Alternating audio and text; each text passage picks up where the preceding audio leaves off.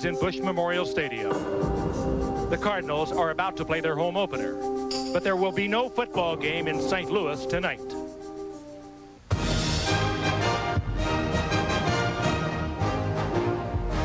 The Cardinals have moved to Phoenix, Arizona, a sun-splashed frontier metropolis that's on the move and on the rise.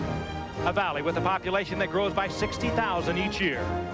A city with big-time aspirations on all fronts, including Major League sports. The Phoenix Suns of the NBA have been a thriving franchise since 1968. And now the National Football League comes to Phoenix as the first NFL regular season game ever in the state of Arizona is minutes away.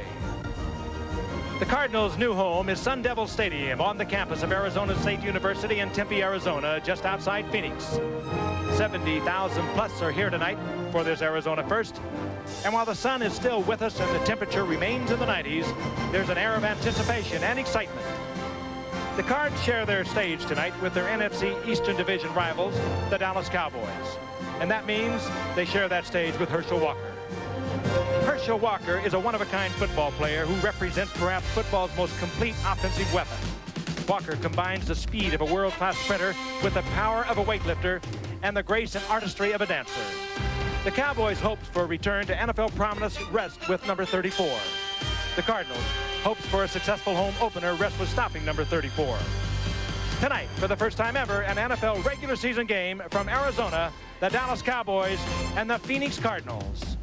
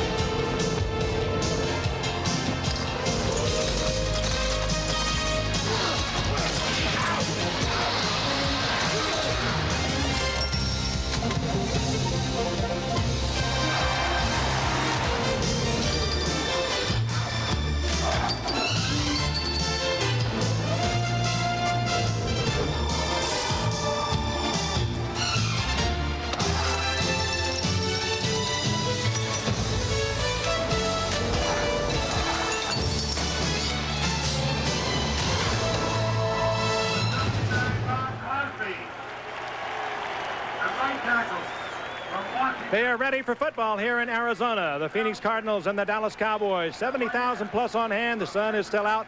The temperature in the high 90s. It'll be a warm evening. This ABC Sports exclusive is being brought to you by Miller Brewing Company, sole sponsor of the U.S. Olympic Training Centers. By Ford and your Ford dealer. Have you driven a Ford lately? And by Kellogg's Frosted Flakes, the taste adults have grown to love. They're great. Hello again, everyone. I'm Frank Gifford, and welcome to NFL football in Phoenix. The Phoenix Cardinals and the Dallas Cowboys. Both of these two teams lost their openers, and they come in tonight 0-1. They were 7-8 a year ago, and it could have been that the Cardinals might have gone to the playoffs had they won the last football game of the season. They did not. They lost 20-16 to the Dallas Cowboys, and there have been many great games played between these two teams. And quite honestly, these two teams figure to trail the Redskins and the Giants in their NFC Eastern Division. But they have put on some great shows in the past, and we're looking forward to one tonight. It's a bit of a homecoming, if you will, for my two colleagues, Al Michaels and Dan Deerdorf. Al, of course, attended Arizona State University. Dan played 13 years for the Cardinals in, well, their glory days, the glory years, the two of them, I might add. Dan, but Al, did you ever realize to get this many people together for your homecoming? Well, it's terrific being back, and especially since they've expanded the stadium. It used to be around 37,000, now it's 72,000. Greatest thing about being back, though, is getting even with the old profs who called for tickets today. The bad news as far as that's concerned, Al, is they gave us a copy of your transcript. Oh, yeah, this from the fine student athlete at Michigan. It's odd. Phoenix Cardinals. It's going to take a while for that to settle in with me. I said you're an alumnus. Perhaps they should have brought your real university here. They might have played a little better, Dan. Michigan. They may have had a better chance of beating the Cowboys. Okay, the Dallas Cowboys, quite honestly, they feel that they have a shot. They were 7-8 a year ago. The year before that, they were 7-9, 2 losing seasons, but they put together a whole lot of big people. and they got one guy. His name is Herschel Walker. He does things extraordinarily well. He's the key to their offense, but I think the other key, as we talked about during preseason, Frank, is Steve Pallure, their new quarterback, the new #1 quarterback. He did a lot of things last week that they loved, but he made 2 critical mistakes at the end of the game. They were driving for what could have been a game-winning touchdown, or at least a game-tying field goal. He called the wrong formation in the huddle. Everybody went left. He went right, exacerbated it by throwing an interception. And later, when they got the ball back, he took an unneeded sack, which took them out of makeable field goal range. So I'm not sure how many more mistakes Steve Pallure has in his bank account. And if Landry goes to the bullpen, so to speak, early tonight, won't that be a scenario? Because the man he would go to is 36-year-old Danny White. Danny White grew up here, was a big star at Arizona State, and so he'd be coming home in an enemy uniform, so to speak. The enemy being the Phoenix Cardinals. The Phoenix Cardinals. It'll take some getting used to. They're a team like Dallas that lost a very tough game last week. Yeah, really, Al, against Cincinnati. They're on the goal line, 1st and goal on 2 separate occasions. They take 8 whacks at it and don't get in the end zone, and thus they lose the ball game. The Phoenix Cardinals have their fair share of good football players, guys like Neil Lomax and Roy Green and Luis Sharp and all, but primarily they're on the offensive team, which means defensively, are they going to be able to stop Herschel Walker and the Dallas Cowboys tonight? I'd look for a high-scoring ball game. The other thing the Cardinals have to deal with tonight is the pressure. A great deal of pressure is on this ball club to win. These fans, 70,000 strong tonight, are paying enormous money to watch this football game tonight, and for that money, they expect to win. And tonight, well, late afternoon, actually, and early evening with the sun still shining, but most of the field encased in shadow right now. And even though the temperature is close to 100 degrees, it's dry, and it doesn't feel nearly the way it would were at 100 degrees in the Midwest, as the Cardinals take on the Cowboys. So regular season football for the first time ever in Arizona. The team did play a couple of preseason games here at Sun Devil Stadium, and in the past there have been several games here in this stadium featuring National Football League teams in exhibition play. But now it's for real, and the Dallas Cowboys will receive St. Louis to kick off. Al Del Greco, who was released by Green Bay and then picked up by St. Louis to kick off for the Cardinals, and back deep to receive Darryl Clack and Kelvin Martin. Clack on the near side, Martin on the far side. And so the crowd, with the noise building, anticipating the first ever NFL game for real in the state of Arizona.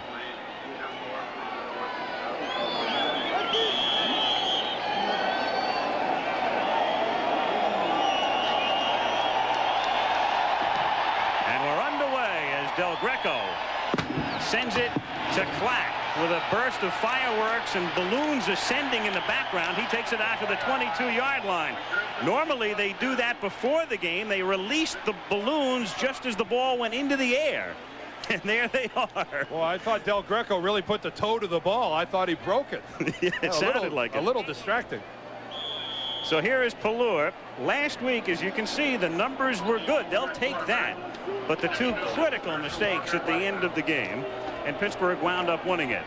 So Pallure, and of course he has Walker as the main man in the backfield, and Herschel will line up all over the place. Newsom is the other running back. Martin and Irvin are the wideouts. Cosby is the tight end. Pallure to Newsom, and he's taken out of bounds at the 26-yard line. Leonard Smith. The offensive line now for Dallas, where they have tried to beef up over the last couple of years. 2A, Newton, well over 300 pounds, the veteran Rafferty, Kerr, and Gogan, who comes back from a 30-day drug suspension. He tested positive for marijuana. Didn't play last week, though he was eligible, and he suits up tonight and gets into the starting lineup. 2nd and 7. And Herschel Walker, with not much room over the left side, picks up a yard or 2. It'll be 3rd and about 5 coming up. The Cardinal defense, and it's very suspect, especially up front. The line with Nunn, Clasby, Albert, and Sadler. Nunn, of course, drafted as a linebacker and then moved to the left end spot. Bell, Noga in the middle, and E.J. Jr. are the backers. And the key man there is Leonard Smith, the strong safety. But an interesting story, McDonald goes to free safety, and Lonnie Young, who was a safety, goes to corner for the first time in his career. And there he is, Tim McDonald out of USC. Meanwhile, Dallas has to take a timeout this early in the game, and Landry, who was still steaming after what took place last Sunday in Pittsburgh, can't be a happy man right now as Pelluer has to take a timeout on the first drive.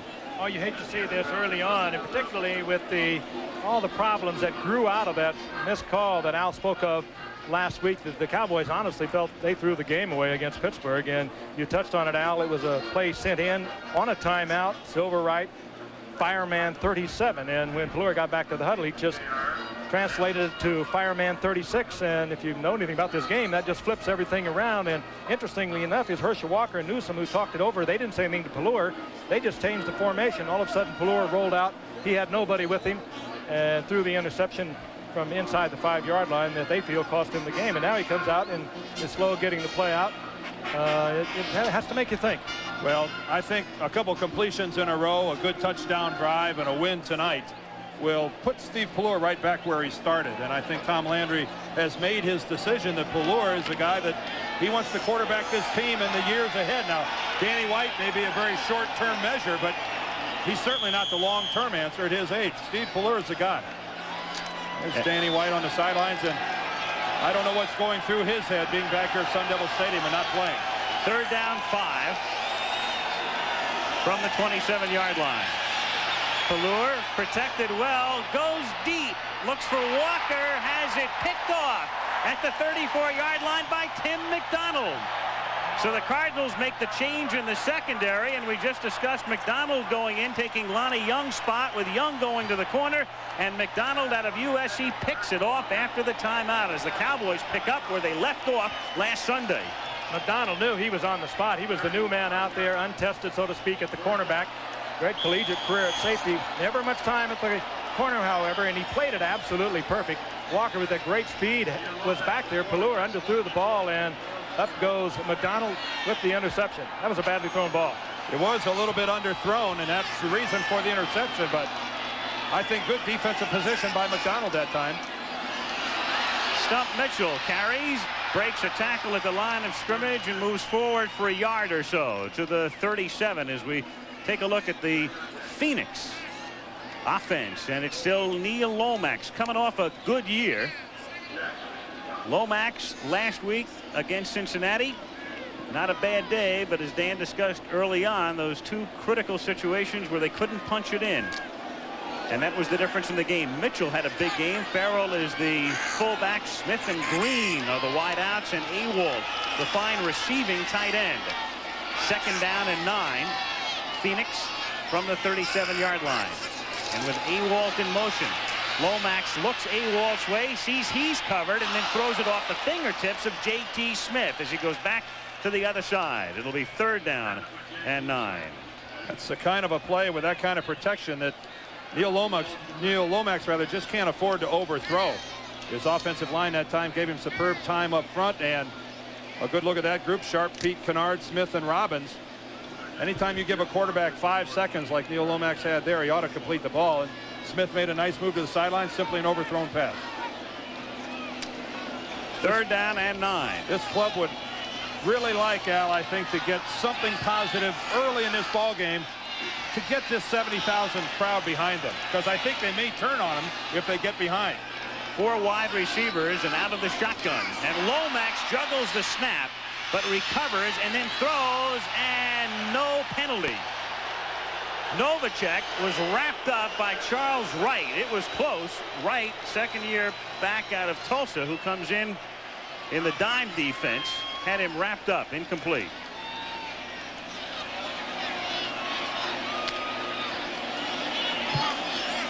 So 4th down. Kelvin Martin drops back, and Greg Horn out of Arkansas. He was drafted by the Bengals, waived by them.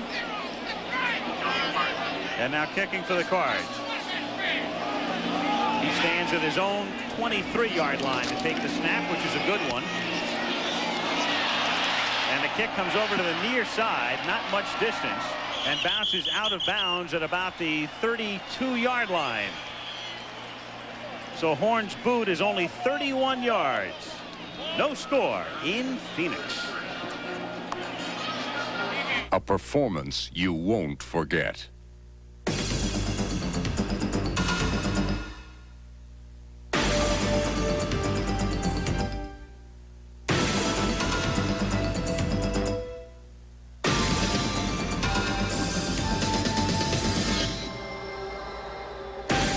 The new Ford Probe GT. Have you driven a Ford lately? Pity! Once again, the magnificent sport of shuffleboard has been excluded from the Olympic Games. What rubbish! Oh well, nothing like a great-tasting Miller Lite while I wait till 92. Shuffleboard? Would you mind? Thank you so much. I say, good shuffle. To everyone with an Olympic dream, cheers. Who flies overnight letters for just $8.75? Watch the birdie. Express mail overnight service from your post office. Who drops by to pick up your overnight packages every day? You know us well. Express mail overnight service. When we say overnight, we mean overnight. A beautiful shot from the Goodyear blimp looking into Sun Devil Stadium, situated between the buttes as you look toward the north. The building in the foreground is the basketball arena, as this is on the campus of Arizona State University in Tempe, which adjoins Phoenix. And in the late afternoon, Dallas against Phoenix. Dallas starting every season since '75, as you see, with a 4-0 or 3-1 record, and Dallas has not lost its first 2 games in the season since 1963. That's 25 years ago, and if they lose tonight, they would be 0-2. Their second possession as Pallure pump fakes and then lofts it over in the direction of Timmy Newsom, who moves it out to the 37-yard line. A pickup of about 4. Anthony Bell and Leonard Smith converge on the tackle. That's a fine read by Pallure. I don't think the Cowboys are anticipating much zone tonight. Gene Stallings, when he was with the Dallas Cowboys, he believed in the man-for-man defense. He's brought it to the Cardinals over the past 3 years, and all of a sudden Pallure looked up and he saw a full-blown zone, and he came off it very quickly, had the man out in the flat and got it out to Newsom and got some good yardage out of it. Good move by the young quarterback. I keep calling him young. He's been around 5 years. They keep saying he's learning in the learning process, but he's here now in his 5th year. They keep comparing him to White, and he is young next to Danny, who's 36. On 2nd and 6, Herschel Walker wrapped up at the 40-yard line. Charge led by Lonnie Young. It'll be 3rd down and about 3 for Dallas at their own 40 with 11:50 to play in the first quarter. I think back to what you said earlier, Al, about the last time the Cowboys opened up at 0-2. Tom Landry, who just turned 64 years old, that means he was 39 the last time that they went 0-2 25 years ago, back in '63. 39 years old. I have a hard time getting that picture of Tom Landry at 39. I don't like to think about it because I played with him. I was very precocious. Still on. Yes. 3rd and 3 from the 40-yard line.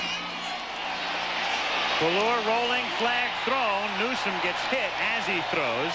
He's the intended receiver. Lonnie Young covering on the play, and we have a penalty marker on the play. I think you're going to get a holding against Dallas.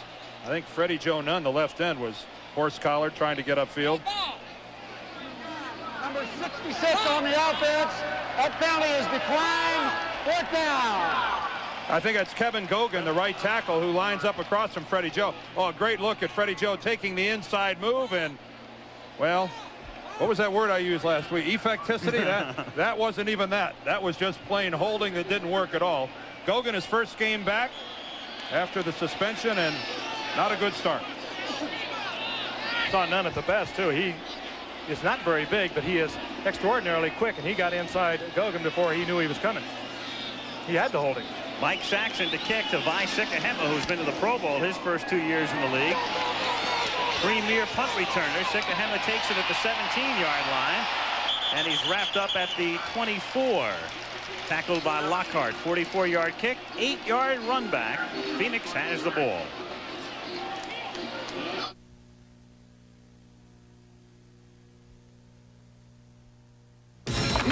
Whether you work up a man-sized thirst or a man-sized thirst, nothing tackles it like Diet Coke. The real cola taste you can drink more of because it's just 1 calorie. I'll flip you for it.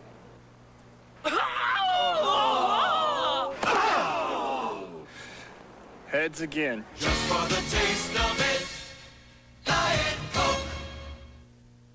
For those of you considering a new truck, compare the Ford Ranger XLT and the Toyota Deluxe. Nice try, Biff. Both trucks have an AM/FM stereo cassette and power steering. Nice try, Biff. But the Ford Ranger adds a fuel-injected engine, a 6-year, 60,000-mile powertrain warranty, and more, all for less money. Nice try, Biff. And if Ranger's features don't convince you, then consider the option.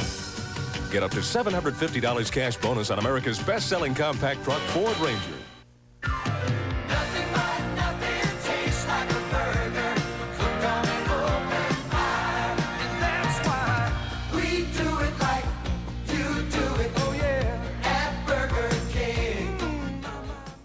Getting through the day wasn't too tough, but at night, my cold kept me up. What you need is Alka-Seltzer Plus Nighttime Cold Medicine. Nothing works faster to relieve cold symptoms at night. Alka-Seltzer Plus Nighttime Cold Medicine. It really worked. The date, the 3rd of January, 1983, was actually the last game of the 1982 regular season, and one to remember. Tony Dorsett of the Cowboys from his own 1-yard line, a record 99-yard touchdown run, and that despite the fact that it was discovered later the Cowboys had only 10 men on the field. I'll never forget the words of Don Meredith that night. He said, how about that 99.5 yards? Yeah. If they'd have had 11 men on the field, it would have been 99.5. A Tony over 100 yesterday for Denver. Yeah. Big day and a Bronco win. From the blitz. 24-yard line. Phoenix has it for the second time in the game, and Stump Mitchell pays the price as he's banged down by Kevin Brooks in his 4th year out of Michigan and really beginning to come into his own. This might be the best matchup on the line when the Cardinals have the ball. Louise Sharp, number 67, a Pro Bowl tackle last year, working against ASU alumni Jim Jeffcoat. And that time Sharp pretty effective in taking Jim Jeffcoat to the outside and allowing all 188 pounds of Stump Mitchell to get away to the inside, who, by the way, told me last night the Cowboys, the only team in the East that Stump hasn't had a 100-yard game against. 2nd and 7 from the 27-yard line. A-Walt in motion. And Mitchell wrapped up. Number 73, Danny Noonan, in his 2nd year. The number 1 draft choice a year ago out of Nebraska. Pays a dividend. Another one of those number 1 draft picks, and the Cowboys start 4 of them on their 4-3 defense. Ed Jones, he was a 1, as was Brooks, Noonan, Jeffcoat. And interestingly enough, in their secondary, all 4 of their starters are free agents. So they start 4 agents, free agents in the back, and they start the number 1 picks up front. Here's another number 1 draft pick, now in his 14th year, and still suffering from that bad neck. He is now a pass rush specialist, though he lines up at right tackle here on 3rd down and 5. Green in motion, and Lomax goes to Green, and Green tried to fight his way forward for a first down, but I don't think he got it. He is just shy of the first down, as they'll spot it at the 33-yard line. I think that's a situation where Roy Green misread where the markers were when he made his break. He was trailing on the pattern and did a curl where I would have to assume that he thought he had first down yardage, when in reality he's about a yard short. a curious pattern on third and only about 5 yards to not run a hook deep enough to give you the first down. Billy Bates that time with a tackle that didn't allow Green to stretch out for the first down. He had him below and Wright had him above. And Green trying to talk his way into more forward progress. And they'll have to bring the chains in from the other side of the field. Red Cashin is the referee tonight. I don't think they're going to get it. No. Nope. He's that much shy, and Gene Stallings knows all too well how tough it is to pick up a yard after last week's game, and he's not going to gamble this early. No, isn't it funny, though, what a game this is of little things and little moves and tackles and the effort that time by Bates and not letting Roy Green get the first down, forcing a punting situation. When the game is said and done and the teams are on their buses out of here, you really have to wonder what kind of an impact all those little plays when added together, Frank, how they determine who wins and who loses. They seem so dramatic at the end of the game, but they all count just about the same. Greg Horn, his second kick, line of scrimmage is the 34. Beautiful. Kelvin Martin backs all the way up to the 15, 30, and knocked down at the 35-yard line. A 21-yard run back. Ricky Hunley making the tackle after a 52-yard kick. No score with 8:37 to play in the first quarter. IBM presents You Make the Call. Vinny Testaverde of the Bucks is intercepted by E.J. Jr. of the Cardinals, who is hit and loses possession at the 1-yard line. The ball bounces into and out of the end zone. Now you make the call. Whose ball is it and where? As a leader in business solutions, IBM's developed a new computer you can really hang your hat on. The IBM Application System 400. Whether you're in construction, banking, or mining, education, from manufacturing to medicine, retailing to ranching. The IBM Application System 400 can give you specific solutions for your specific business, no matter what hat you wear. What call did you make? Anytime the team attempting to score fumbles from the field of play into and out of the end zone, the ball goes to the opposing team at the spot of the fumble. Honey, should we take the other car? I'd rather not. Ford Escort now offers an attractive new design, plus fuel injection and a 660 powertrain warranty. In fact, the redesigned Ford Escort may make your other car seem considerably less attractive.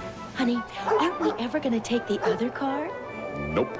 The world's best-selling car just keeps looking better all the time. Now get a $500 cash bonus on 88.5 Ford Escorts. Roger Moore stars. Oh, Jane. Nobody does it better. The Spy Who Loved Me, Thursday. Makes me feel. Looking west past Sky Harbor Airport, downtown Phoenix, and the mountains in the distance, and pulling back as the blip hovers above Sun Devil Stadium. A plane in the flight pattern landing at Sky Harbor in your shot right there. I think we're above them. Yeah. High above Sun Devil Stadium from the 36. First and 10 for Dallas, and Pallur finds Martin out of bounds at the 36-yard line. So Pallur protected well, and then Martin makes the catch. Well, that's where Gene Stallings' experiment is starting to backfire a little bit, because that's Lonnie Young out there playing cornerback, and he just fell down on the play. Kelvin Martin puts a good move to the inside, then works back to the outside, and it puts Lonnie Young right on the turf. You can see him on all fours in the background, and good thing for the Cardinals, that pattern was run into the sideline, or that would have been an easy touchdown for Kelvin Martin. Stallings has got to know they're not going to let up on it either. Oh, they're going to go there every play. Their other Kelvin, the wide receiver, Edwards, is out. Injured knee. Pallur, and he can run. And down he goes at the 32-yard line with some assistance from E.J. Jr. Pallur is a good athlete, scrambles well, but really takes a lot of shots, and don't we know that all too well after that preseason game against the Chicago Bears when he was knocked out, suffered a concussion, and had to come out of the game. He filled in for Danny White in the season of '86 when Danny White broke his wrist. He took 46 sacks and survived it. And I think that's when Tom decided, I'm going to keep him around while I rebuild, because that's what you need when you're rebuilding. 2nd and 6 from the 32-yard line. Timmy Newsom gets to the 30. It'll be 3rd down and 4 coming up with 7 minutes and 35 seconds left in the first quarter and no score. Anthony Bell that time, the linebacker in making the tackle, number 55. He's going to fight off the block by Herschel Walker, I believe. Bell, the 5th player taken in the draft back in '86, and that's Herschel playing lead blocker for Newsom, and not very effectively either. Bell that time fighting it off to the inside and making the play for only a couple of yards. 3rd down and a short 4 as the ball is just inside the 30-yard line. Michael Irvin is the man in motion. Look out from the backside, and Pelluer gets hit as he throws. Incomplete. Flying in, E.J. Jr. Nobody picked him up, and he caused the errant pass.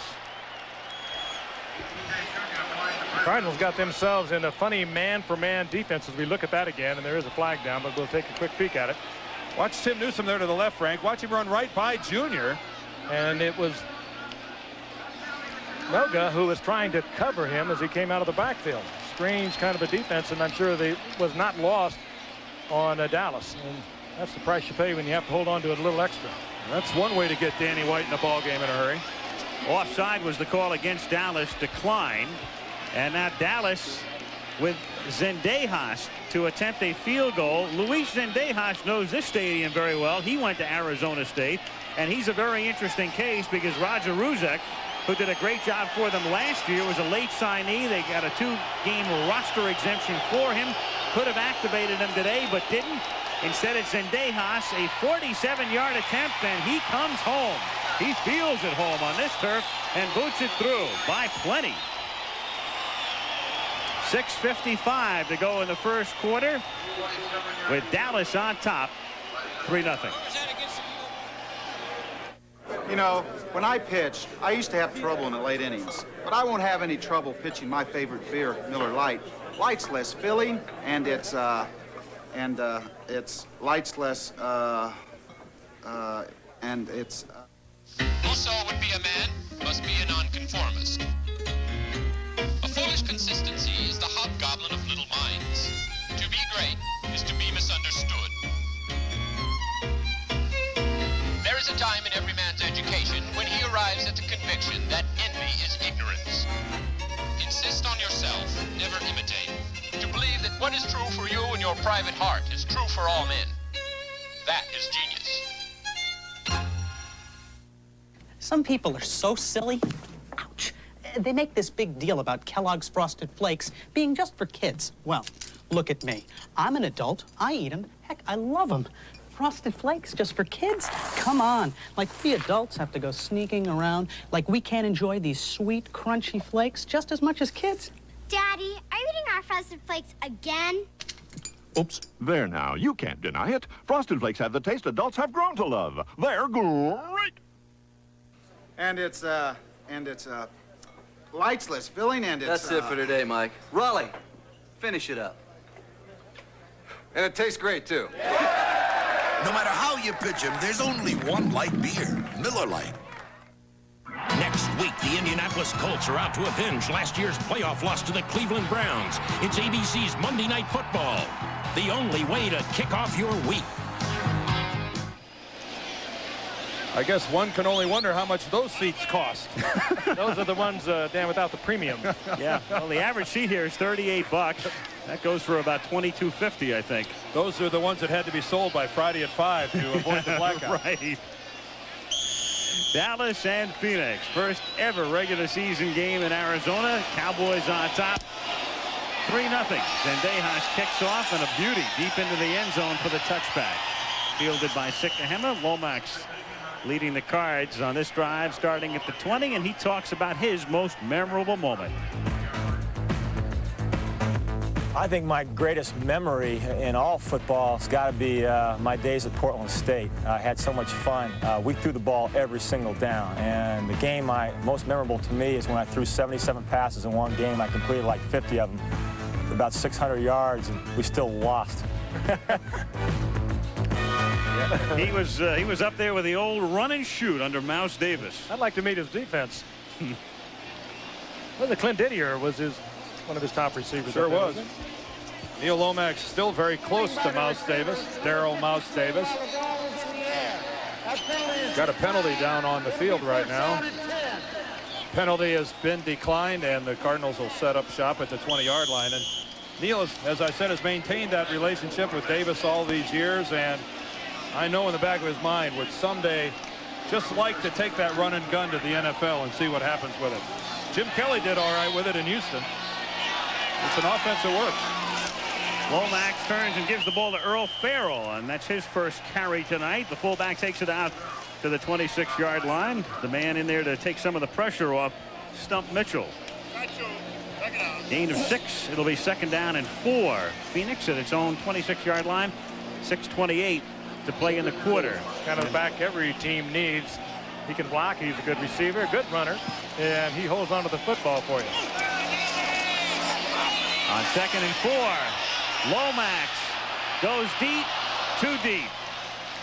Intended for Jay Novacek, the tight end, and the strong safety. Bill Bates stayed with him step for step. Well, that's something I think we're going to see. They're going to try to get Bates locked up in single coverage. He's probably the worst cover guy back in the Dallas secondary. Edward Too Tall Jones going against Tootie Robbins. A good inside fake, but Robbins, like a lot of tackles don't, stayed on his feet, rode him to the outside. This is slow on slow. These are not the two fastest people on the field, Jay Novacek and Bill Bates. And that was slow motion, I guess, not full speed. But the Cardinals, I know, would like to get some single coverage on Bates. I think they'd rather do it, though, with a wide receiver. 3rd and 4. Green makes the catch at the 36-yard line. Roy Green reaching up for it. A great pair of wide receivers for St. Louis in Green and J.T. Smith, though both are getting up in years. You have to respect him deep. In that time, Roy Green, who is still in his 10th year, has a lot of speed, has a lot of time to come down with it. This time he gets enough yardage before he's hit by Michael Downs. He bounces off and gets a couple more. Still a lot of talent out there on the corners. J.T. Smith around 11 years, Roy Green around 10. Green 31, Smith is 32. From the 36. 1st and 10. Stump Mitchell to the outside. Taken down at the 40-yard line. Kevin Brooks, number 99, making the tackle. And I don't know where you're going to find a tougher 188 pounds. Dan alluded to the fact that he's never had a 100-yarder against the Cowboys, and he was telling you that. But he had a 99-yarder in the final game of the season a year ago, and had the Cardinals been able to win that, they would have gone to the playoffs. But what does Gene Stalling say about him? He's going to give you all he's got every time he goes out there. It might not be enough, but he's going to give it to you. I was still on the team when we drafted Mitchell out of the Citadel, and the first time he walked in the locker room, he said, "No way is this kid going to make it." And it's a classic case of there's a lot more there than 188 pounds.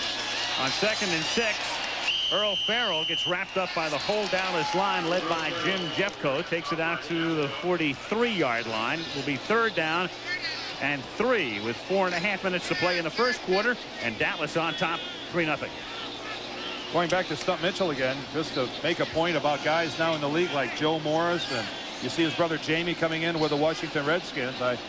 I think the days of saying, well, I have to have that big back that can pound it up in there, I think some teams are proving you don't necessarily have to have that 240-pound guy anymore, as long as the 190-pound guy you have runs like a 240-pound. It's all situational. You can get him in and you can get him out. Shotgun on 3rd and 3, 4 wide receivers. He finds Green for a 1st down into Dallas territory. Tackled at the 48-yard line by Manny Hendricks.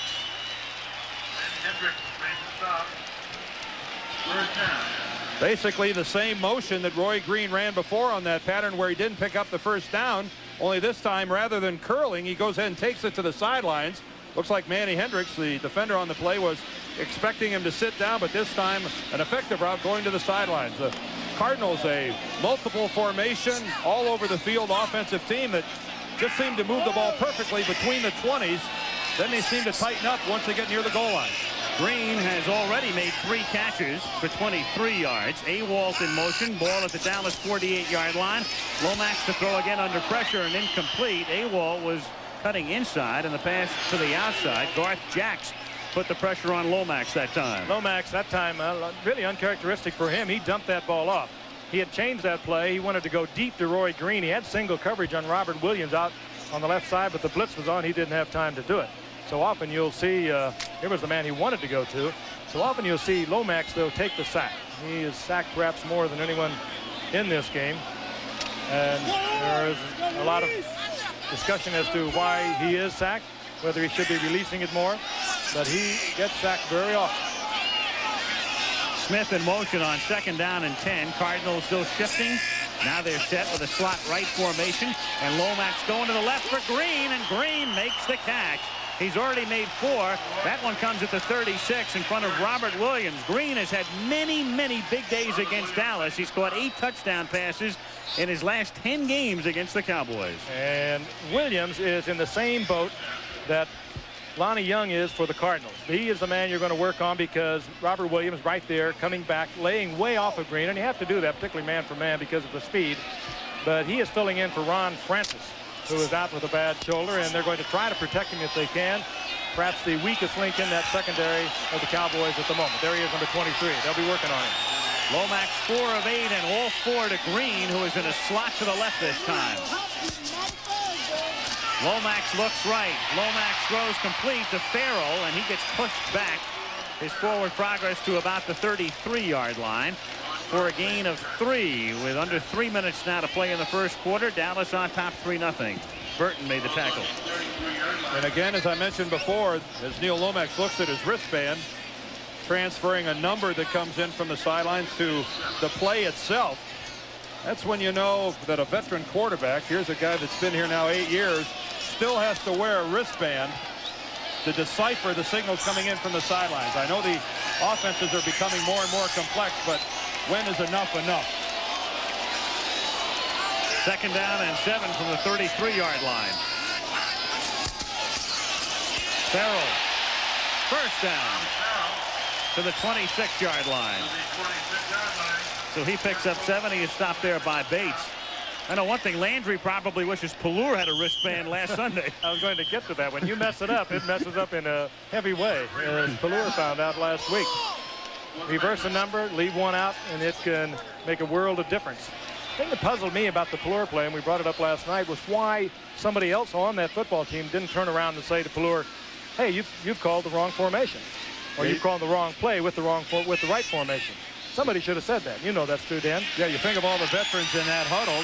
Walker, Newsom, Doug Cosby, Tom Rafferty over the ball at center. They all knew that it was the wrong call by Steve Pallur. And hey, Frank, I've been in the huddle lots of times where quarterbacks have called the wrong play. Non-existent plays, forgotten the snap count. I mean, a lot of pressure on these guys. But that's really where you kind of need a helping hand from your teammates. You make a valid point. I think Pallur may have made the wrong call, but I think all 11 guys in that huddle have to share the blame. Might have a little to do with the philosophy to the Cowboys. They're sort of, you do what we tell you to do out there. 1st and 10 from the 26. Lomax over the middle, has it knocked away. Green, the intended receiver, and Bates deflected it. Oh, that's what they want, though, against Roy Green when he goes deep. You want to have your cornerback on the outside. You want to have help from the inside, and Everson Walls, who's one of the best still at man for man, and he's not fast. He's just very good at timing it. And there he is. Now he'll stay on the outside. He's not going to let Green get in that corner. No way. Bates laying on the inside, and look at this. Couldn't be better. A beautiful look. Did you see the way Walls there veered back towards the corner, knowing he had that inside help and underneath? Now that's a veteran play by Everson Walls, who still, I think, doesn't want to get into a one-on-one foot race with Roy Green. He loses it hand down, and he knows it. Yeah, even with Roy in his 10th year. 2nd and 10. The 12th play of this drive is a draw, and Mitchell turns a loss into a little bit of a gain. As Stump goes out of bounds at the 23-yard line, eluding Garth Jacks at first for what would have been about a 5-yard loss, and instead picks up about 4. I bet Jacks can't believe he missed him. Comes in totally untouched and has a clean shot at Mitchell and ends up with nothing. And then to make it even worse, he has to go to the sidelines and explain himself. But he's so short. He was there and then he wasn't there. 3rd and 7, good down for the Cowboys in this territory to think in terms of blitz, maybe even a safety blitz, perhaps to move back a field goal attempt even further. Randy White in for the pass rush on 3rd and 7. 4 receivers out of the shotgun. Farrell stays in the block. Lomax steps up and has it knocked down by Billy Owens, who had Dallas's only sack last week at Pittsburgh. The reserve defensive back batting it down. Well, he's the spy. That's all he does. Sits 3 or 4 yards behind the line of scrimmage and waits for either someone to break out of the backfield or else something like this. And he gets up in the air with his arms, and Owens knocks down the ball. But his primary responsibility, number 1, the draw. Number 2, if the quarterback scrambles out of the pocket. And number 3, if you're a good enough athlete, do what he did there, knock down a pass. 40-yard field goal attempt now. Cliff Stout holding for Al Del Greco to try to tie the game with 1.5 minutes to play in the first quarter. And the kick is no good. Had plenty of distance, but wide to the left. So Del Greco, who had one opportunity last week, a long one from more than 50, missed that. Misses here. And Dallas takes over with a 3-0 lead and 1:27 to play in the quarter. And the Cardinal kicking woes continue. And I think all the way back to the late 70s when Bud Wilkinson at the time released Jim Bakken in favor of our number 1 draft choice in '78, Steve Little. And Steve, the victim of a tragic automobile accident, didn't work out, and it's been 10 years since the Cardinals have had any consistency in their kicking game. And they even used that high pick for John Lee a couple of years back that didn't work out. Herschel Walker fights his way out to the 25-yard line for a gain of 2. Thus far, Gene Stallings has been successful, and his defense basically is predicated on where is Herschel. And they are going to set that defense pretty much man for man in the secondary for most of the game, but they also are concentrating wherever Herschel goes. If he goes out as a wide receiver, they'll try and get double coverage, and they'll give him a long look when he's in this tailback spot. All eyes are on 34. 2nd and 8 with a double tight end set up as Pallur lost it for Irvin. Incomplete. Too far. Irvin had gotten behind the corner, Carl Carter. He had him beat, but Pallur overthrows him. Oh, that's 6 points if Pallur puts that back in the middle. The blitz was on. You had man-for-man coverage. It was Irving against Carter. He'll run right by him. Had Pallur laid this up in the middle, it's 6 points because he had room to come back in and get it. That's a full sprint by Carl Carter. Cardinals took a real chance that time with their coverage, overplaying the run up the middle and locking both of their corners into single coverage. I'm sure that's been duly noted over on the Cowboys sideline. 3rd and 8 out of the shotgun. Everett Gay is in there as a wide receiver to the left. And Pallur, after looking right, will scramble and is knocked down at the 26-yard line as Tim McDonald comes up from the secondary to stop him. And they did it again. They locked up on man-for-man on the corners, and it's just good coverage, and there was no place for Pallur to put it. I think Gene Stallings is saying, this is my system, and I'm going to play it whether my football players adapt to that system and conform to it and fit into it. And that's risky. Final play of the first quarter, or Dallas could opt to just let the clock run out. And like we said, we look for a high-scoring contest. Yeah, right. Right on the money again. And that's the end of the first quarter. 1 quarter does not a game make. I've heard that before. 3-0 Dallas. We'll return to Sun Devil Stadium in Tempe, Arizona for the second quarter after this message and a word from your local station. You know, when I played football, people said I was one tough player. But I not only outmuscled the other guy, I outsmarted him. I used my head. And a guy like me enjoys drinking Miller Lite, because Light's a less filling beer that tastes great. But the best thing about Miller Lite is that it shows a tough guy like me can still use his head. Well, how's that, Gary?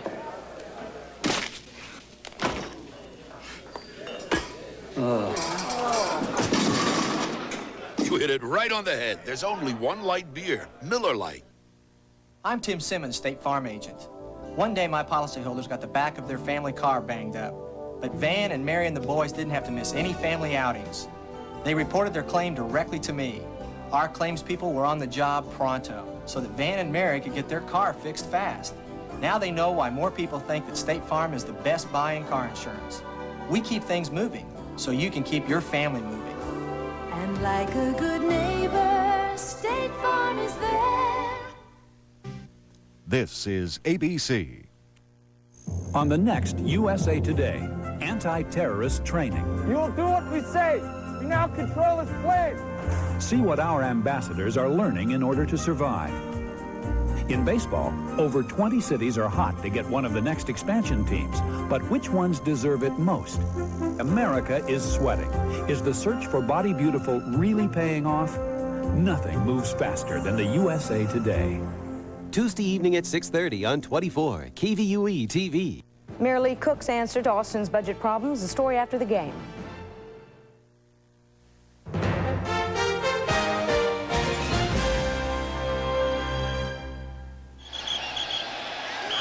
What's the old saying? Here we are, high above the action at Sun Devil Stadium in Tempe. I wouldn't say we're high, but it's the only booth in America where you look down on the Goodyear blimp. Don't get vertigo as we pan down. We are up here. Games like this make me wish I wore glasses. The monitor is so clear for you, however. So here we are calling the game from Los Angeles as Dallas kicks to start the second quarter. Mike Saxon boots it in the air. Taken to the 25-yard line by Vi Sikahema, and he brings it back to the 33. So we start the second quarter in Phoenix, Arizona, as this ABC Sports exclusive is being brought to you by Buick and your Buick dealer. The Great American Road belongs to Buick. We call it Phoenix. It's really Tempe, but Tempe's a lot closer to Phoenix than, let's say, Anaheim is to Los Angeles. Good look at the stadium from the Goodyear blimp, and it really is a good football stadium. The seats are close to the field. There's no running track around the perimeter of the field. The seats are close. As I look at it, I don't see a whole lot of bad seats in this stadium. The interesting thing about this stadium, it's about 72,000 in terms of capacity. There are only about 27 to 28,000 seats with backs on them. Everybody else just sits on a bench. Looks like there's going to be another punting situation. The Cowboys are going to have to kick again. Originally, there would have to be a dome stadium here, and that did not eventuate. And they were going to add the luxury boxes next year, and a lot of stadium. They're going to improvements all over the area. They're building new locker rooms, so I think they're going to be playing here for a time to be. The penalty was on Tuine. He was downfield illegally, and so Saxon to kick again, and he gets a good bounce, a real good bounce, taken by Sikahema at the 28, and he brings it back only to the 30-yard line. Manny Hendricks makes the tackle, so from that spot, after a 49-yard kick and a 2-yard run back, will the next drive begin. In terms of attendance, well, Dan, you know this all too well. The baseball Cardinals with that tremendous support vis-a-vis the football Cards last year. Well, I don't think you can go by that 27,000 figure, because keep in mind, everyone in St. Louis knew that the Cardinals were leaving. And I think there was a great deal of resentment that built up in the community over that. So a lot of people stayed away intentionally. I mean, when the team was part of St. Louis, that attendance figure was up in the 40s. Well, they're also 7-8 and 4-11-1 the year before. Haven't been a lot of playoff games in St. Louis. Earl Farrell like from the 30, 35, and fights his way for a first down out to the 41-yard line. Earl Farrell run out by Danny Noonan and Eugene Lockhart. I like Earl Farrell. He is a solid football player, and I think that he'd start for most teams in this league at fullback. A good receiver, a good hard runner, and a good team player. And a little more elusive than Bill Bates thought. Bill Bates didn't think Farrell could beat him back to the inside, and Earl a little more nifty than some people might think it for a guy that's 240 pounds. Pretty light on his feet. He's carried 4 times for 28 yards from the 42-yard line. Tony Jordan is in the game at tailback, the good-looking rookie out of Kansas State. That's he with Farrell lined up behind Lomax, and they fake it to him. And then throw complete. Nice move by Smith to make the catch at the 47 and get a first down stop at the 45-yard line. J.T. Smith, resurrected, started his career brilliantly with Kansas City. Then that swale period, released by the Chiefs, picked up by the Cards, born again. Hard to believe that John Makovic, then the coach of the Chiefs, just didn't like J.T. Smith. I mean, he just didn't think he could any longer contribute to the Chiefs, and seldom do you get a guy off the waiver wire that makes an impact on your team the way J.T. Smith has with the Cardinals.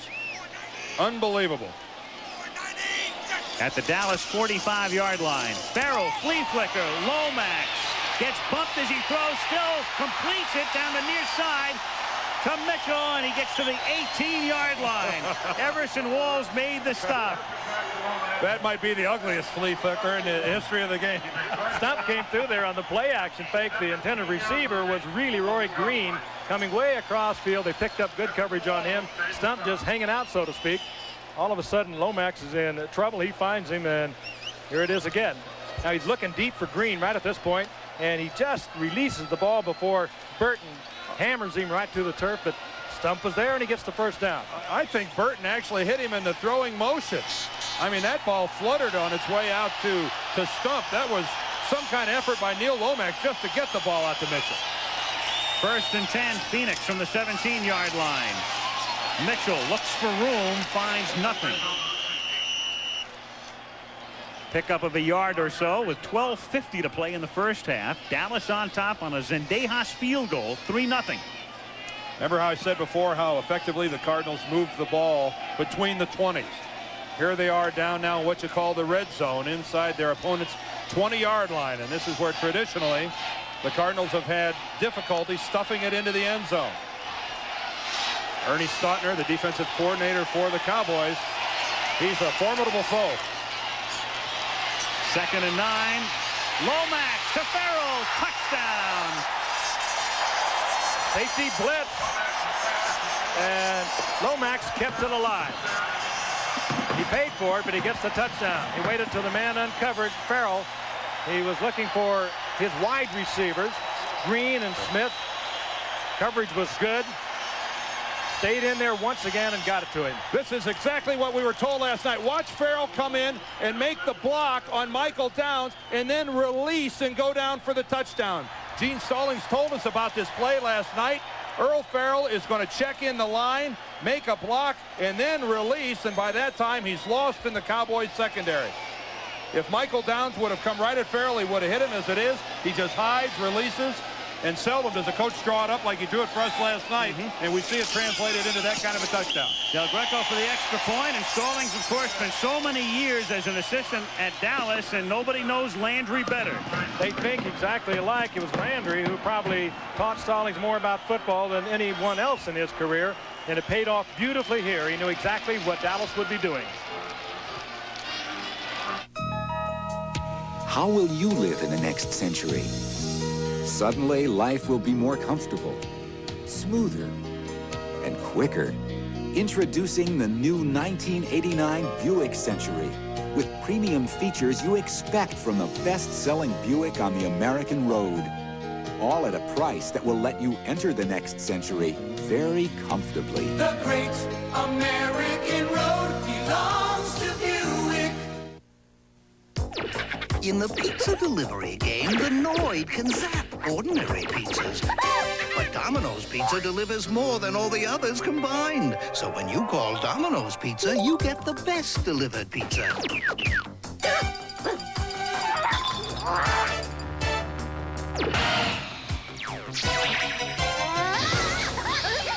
The Noid just can't beat the best.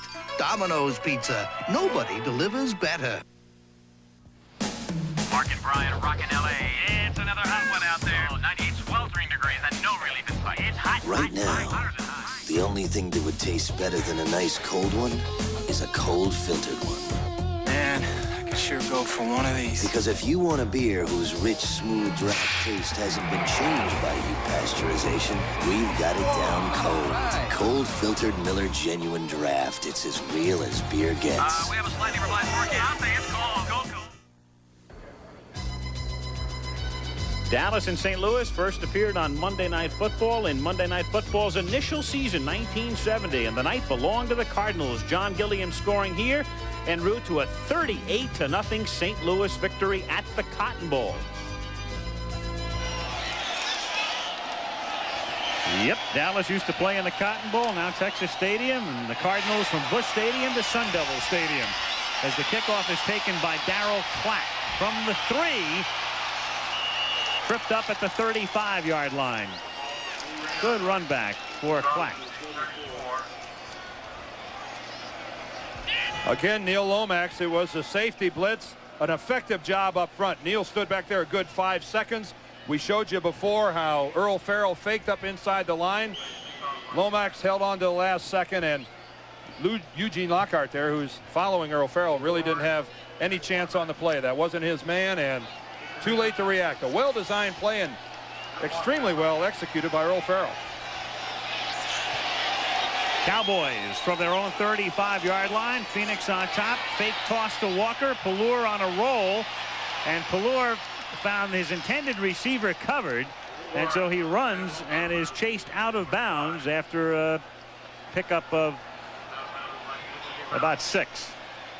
Sure looked nonchalant when he decided to go ahead and take off with the football. That was a cruise to the sideline if I ever saw one. And in little cruise to the sidelines, he missed it by about a foot. If you're going to go, you better go. Actually, it's a gain of close to 9 yards, and they're going to bring the chains in. The Goodyear blimp looming above Sun Devil Stadium. You saw the total yardage, a better than 2-to-1 ratio favoring the Cardinals, and that's where he knew where he was going, Dan, all the time. Pallur's jog picks up a first down. The master, 29 years. Tom Landry's been walking along that sideline. He's seen the ups and he's seen the downs. Haven't been to the Super Bowl since 1978, however. And in a full-blown rebuilding program. And what he's really done, he's put together a massive offensive line to work in front of Herschel Walker. They averaged 290 pounds. Got to change that in. From the 45-yard line, Walker turns the corner, gets into Cardinal territory. A flag is thrown. He has enough for a first down as he gains 13, putting the shoulder down. Ridden out of bounds by Smith, and Red Cashin with the call against the Cardinals. I don't care what they do with it. When you watch Herschel Walker, you can't believe he's doing what he's doing because it's like slow motion. Well, that's an off-tackle play, Frank, that he sells everybody in a red jersey that he's taking that inside, and he gets to the outside, breaks contained so easily. I mean, that's what the vast majority of people who carry the ball in this league, they can't do that. Of course, it's not going to count. It's all coming back because of the hold, but that's a play that he makes look very ordinary, that it's acceptable. On the offense, 10 yards from the spot of the foul, still first down. Cashin initially motioning. That's why I said the penalty against the Cards. In fact, it's against Martin, Kelvin Martin, for the hold, the wide receiver, and it brings the ball back to the 38-yard line. They may bring it back, but just looking at something like that, if you've ever carried that thing, you kind of marvel at it because it takes it inside, dips it to the outside, and a 225 or 230 pounds, he has that tremendous speed and is almost like he's just loping out there, and yet he whacks off 10 yards. Penalty assessed from the spot of the foul, and thus it's first down and 17 from the 38-yard line. 11:54 to play in the half. Walker on the delay. Stopped out at the 42-yard line by Steve Alvord, number 60. Walker against the Cardinals. Not bad in his 2 years in the league.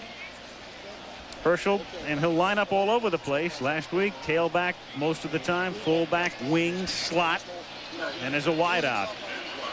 Well, until Michael Irving started to develop, they said he's our best runner, our best blocker, and our best receiver. They were very open about it. On 2nd and 12, everybody into the pattern and batted back.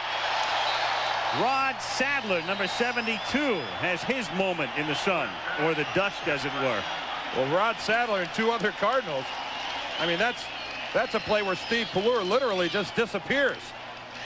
They brought Carl Carter on this, and if you've ever seen a pocket collapse, this is it. Clasby coming from the outside. Sadler's in there. Alford as well.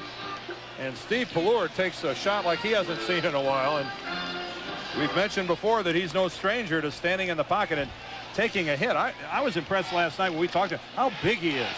Yeah, I mean, he's a big man. 3rd down, 13 at the 41-yard line. Pallur from the gun. And a whistle before the snap. The clock was down to 0, the 45-second clock. That's what we're going to get. We're going to get delay against Dallas. Steve is looking it over, was going to change it and ran out of time. Delay of the game by the offense, still 3rd down.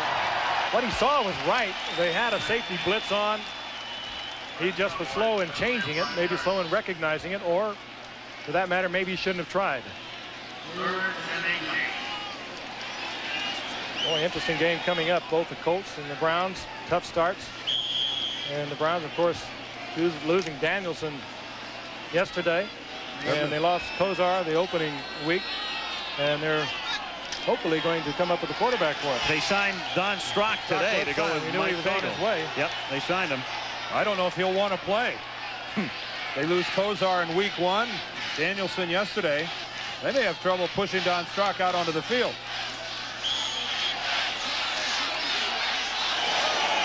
Third down and 18. Herschel Walker slotted to the left and out into the pattern. And Pallure going the other way. The open man is Martin.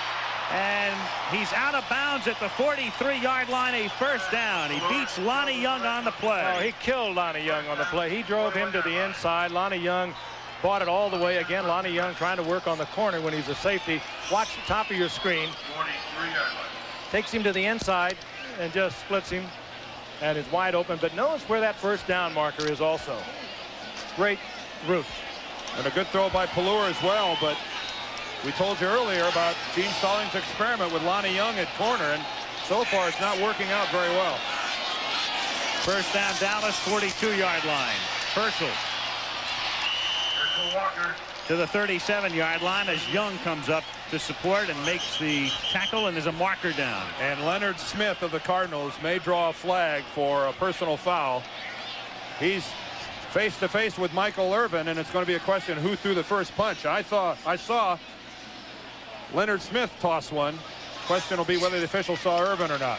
Dan, he just goes looking for people to hit, doesn't he? Oh, this guy will just, he'll take you to pieces. I don't know that there's a strong safety in the game that hits harder than Leonard Smith.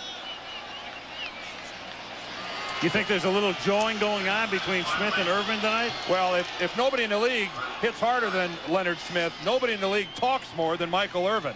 Irvin's number 88, and now the play is over. Keep in mind the play is all but over. There's shot number 1, shot number 2, and there's the face mask. You just can't grab a player by the face mask. And look at Irvin. He's a rookie, but that's smart. Oh, puts that his is smart. hands up and says, hey, Has it's he learned not quickly? me. Put your hands up, and they always see the second blow or the second foul. You don't grab a guy by the face mask. Now the ball hasn't been. We've got unnecessary roughness. Number 88 on the offense. We've got unnecessary roughness for the face mask. Number 45 on the defense. After the ball is dead, it'll be second down. Well, they did get Irving. That's the best the Cardinals could hope for, and I think it's safe to say that Michael Irvin is getting chewed out from the press box.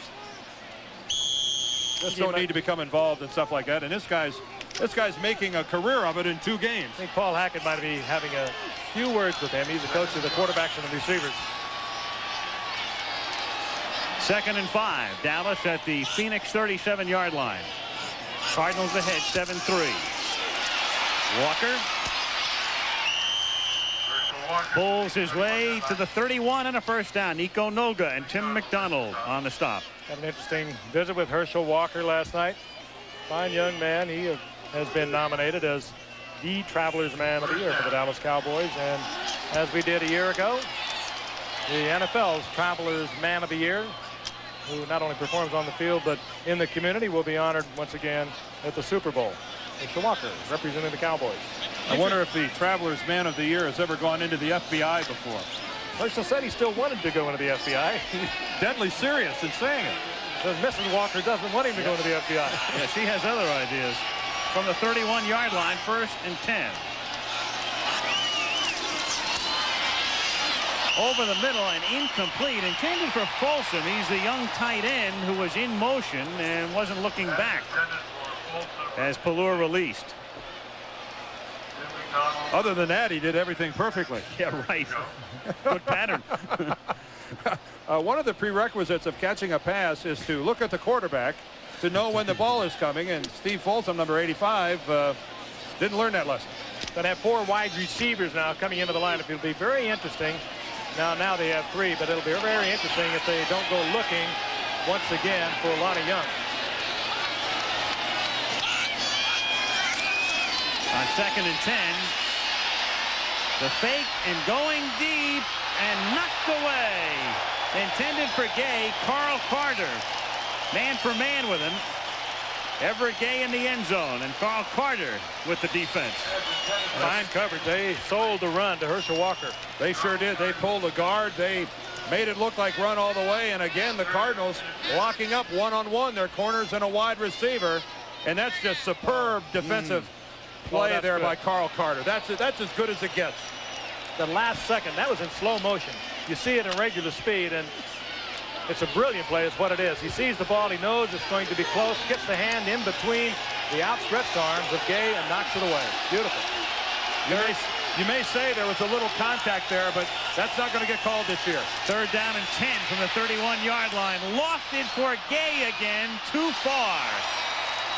Leonard Smith that time on the blitz, forcing the early release.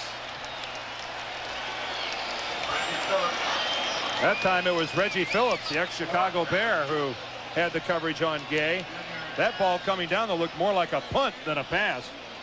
Delura is going to need some ointment tonight. He is getting hammered. He's avoiding the sack, but he's getting killed after he releases. He's trying to throw this ball away. And on the blitz, the safety, Smith, we talked about how he hits. Now Zendejas, 49 yards out. He's already made one from 47, and this one is low and blocked. And out of bounds at the 19-yard line. Never got it up.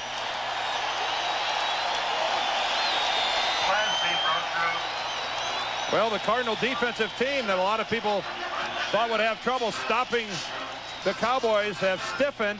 Let's see if we can see who gets a hand on this one. The kick is low. There's no doubt about that. Bob Clasby, one of the guys in there. The Cardinals hold. Sir, would you choose hamburger A, a Wendy's hamburger that's made fresh, or B, a pre-made hamburger that's been sitting around? I'll take A. Really? No, B. I said B. No, you didn't, sir. You said Most people prefer fresh hamburgers like Wendy's, the best burgers in the business. If you think you might need some new hand tools, think about this. Sears Craftsman hand tools are built so tough, we guarantee them forever. And we mean forever. The new Buick Riviera. It's a classic all over again. The road has been waiting, you're anticipating the spirit you felt way back when. Riviera is back, a classic again. It's a legend once more, what the road's waited for. Riviera, a classic returns. Oh, the great American road belongs to Buick. Leave it to the good hands, people. Thinking ahead. It's something you started doing the day you left. In the desert, and a plane in the landing pattern for Sky Harbor Airport in Phoenix as you look down from the Goodyear blimp into Sun Devil Stadium, Tempe, Arizona, where the Phoenix Cardinals have the ball and the lead. 7-3, 9:23 to play in the first half. Neil Lomax sends Awalt in motion and tosses it to Stump Mitchell going to the outside. Mitchell, no place to go, and stopped at the 30 for a loss of 1. Downs coming up to make the tackle. And we've got a doubleheader coming your way on ABC's college football beginning at noon Eastern, 9 Pacific time.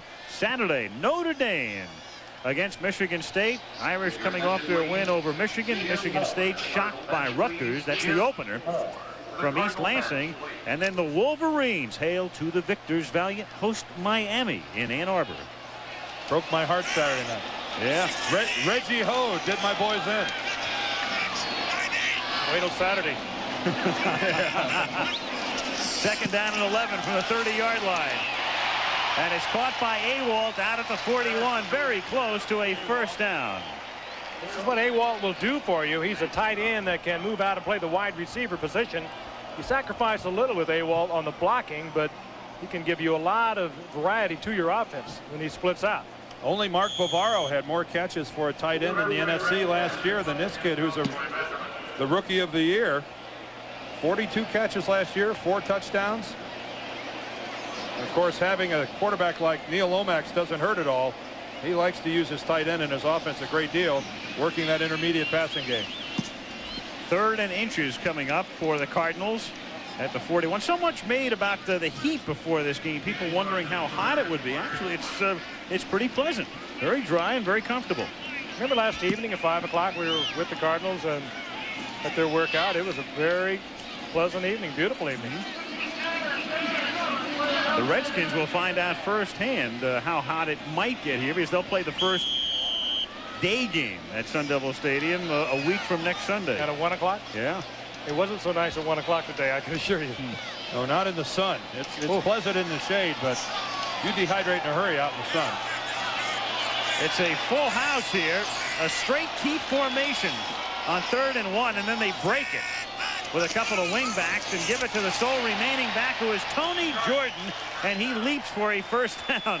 So a new play for Gene Stallings and the Cardinals, who had so much trouble last week on short yardage situations. This time it's the 5th round choice out of Kansas State, Jordan. That looked familiar, Dan, wearing that 32. It's really striking. When we were down on the field yesterday, I really took a double take looking at Tony Jordan, because he looks so much like a young Otis Anderson. Drafted by the Cardinals in '79 and a multiple All-Pro, and Jordan with the same number, the same physical build. He almost walks exactly like Otis Anderson. Now, if he runs like Otis Anderson, then the Cardinals have found themselves something special when you talk about a 5th round draft choice. Stump Mitchell is split, and Farrell, the sole running back in this set, he slips and is stopped at the 45 after a pickup of a couple. Gary Cobb, the longtime Detroit and Philadelphia linebacker, recently signed by Dallas, makes the tackle. He's an interesting story. He was originally drafted by the Dallas Cowboys. There he is, number 59, back in 1979. He was a 9th round draft pick, and they let him slide, and he went up and became a starter for Detroit, and a good one. Spent the last few seasons with Philadelphia, and I guess Gil Brandt would have proved that he was right. Went back and got him again. Dallas has really been shredded in terms of injuries of their linebacker corps, and thus Cobb can help to fill the bill. 2nd down and 7 as Lomax retreats and goes deep, looking for Green, and Green became the defensive back on the play as the pass was underthrown. Robert Williams with the coverage. What's the first thing, Frank, that the quarterback coach tells the quarterback? Never, never, never underthrow the fly pattern. And particularly Roy Green, no way you can underthrow him, really. If you take your regular 7-step drop, it's almost impossible to overthrow Roy Green. And again, they work on Robert Williams. We've talked about that from the very outset. He's filling in for the injured Ron Francis. But that was a regular 7-step drop back, and you honestly could throw that as far as you could throw it, and you would not overthrow Roy Green. You can tell by the way that Lomax released the ball that he tried to guide it in there, tried to baby it and drop it in, and that seldom works. 3rd and 7, Cardinals shotgun from the 45. 6:38 to go in the half. Phoenix on top, 7-3, and Lomax has to take a timeout. I don't think he got it. No, the clock was down to 0. Didn't get it. Well, that's what happens. It takes time for the coaches on the sidelines to make up their mind. It then takes time to signal in the play, and then the multiple formations and shifts. And deep pass. You got to get your receiver back. That's right. And Green that time, Roy Green came back to the huddle as if it was the old days, and he didn't realize that the clock, the 45-second clock, starts at the end of the prior play. In the old days, he could have jogged back, walked back, and been there in time. But not now. It's got a great pace to it, I think. Shotgun on 3rd down and 12. Lomax with a ton of time and then throws underneath. He has to settle for hitting Novacek, the tight end, well short of the first down. He's tackled by Owens, and they'll be forced to kick as Greg Horn comes in with 6:08 to play in the half. Now you see, there's a pass that goes down into the books as a completion, and you walk off the field with a completed pass, but what purpose did that serve? It had no chance whatsoever of picking up the first down. I have a hard time understanding why you don't throw the ball deep enough to get a first down. Horn's kick for Martin. Kelvin Martin fielding at the 19, slipping to the outside and turning back. And it's a 2-yard run back after a 35-yard kick. Dallas ball, 5:41 to go in the half. Phoenix by 4.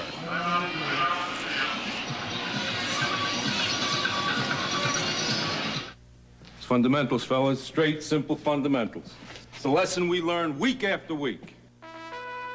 In keeping with the special spirit of the U.S. Olympic team, Buick presents 3 special Regal Olympic coupes. 3 distinctive personalities, from sporty to luxury. There's nothing more regal on the great American road. Red, white, and Buick. Now at your Buick dealer for a limited time.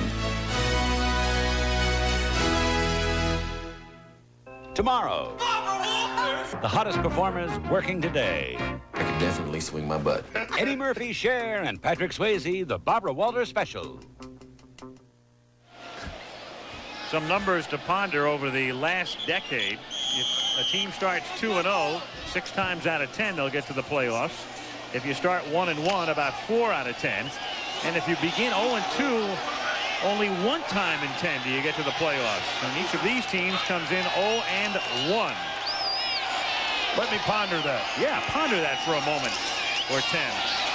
Herschel Walker takes the toss, breaking tackles, out past the 40 to the 47-yard line, running over people like a truck. Carl Carter makes the tackle.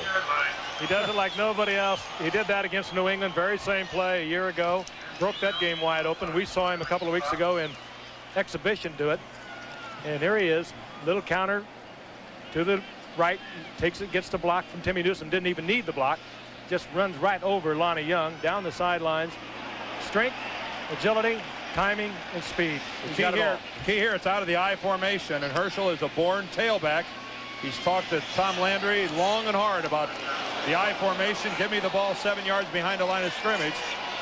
I'd just give it to that guy anytime he felt like it. First down from the 47. Pallur deep. Urban makes the catch at the 5-yard line. And that's stupid, Leonard. That is another stupid play by Leonard Smith. Carter got murdered again on that route. And that may get Leonard Smith thrown out of the ball game. Carl Carter, the cornerback on the play that was beaten, and then Leonard Smith comes in with a cheap shot 5 yards out of bounds on Michael Urban. And Pallur could not have had more time to throw the football. And I agree, an absolutely stupid mistake. But let's take a look at Irving again. Little fake to the outside, little hesitation. Carter bought it all the way, and then Irving just sprinted right by him, and the ball was actually underthrown. And still Carter was in so much trouble, and now we're going to see. Well, he's out of bounds right there. Watch how he's out of bounds. Did he get them both down? And look at, but I mean, look how he takes 8 steps before Smith hits him. First and goal from the 3. Toss to Walker. Dallas retakes the lead. Timmy Newsom leads the way. And Herschel Walker makes it 9-7. And Herschel may be hurt. He hit a cameraman. Right into a cameraman. And that's a fence you don't want to go over. Some of you may have seen Robert Awalt in preseason go over that fence, and there's a deep drop. There's like a submerged walkway about 4 or 5 feet below field level. There it is. If you go over the top of that, it's a long drop, and Herschel hit that fence at a pretty good tilt.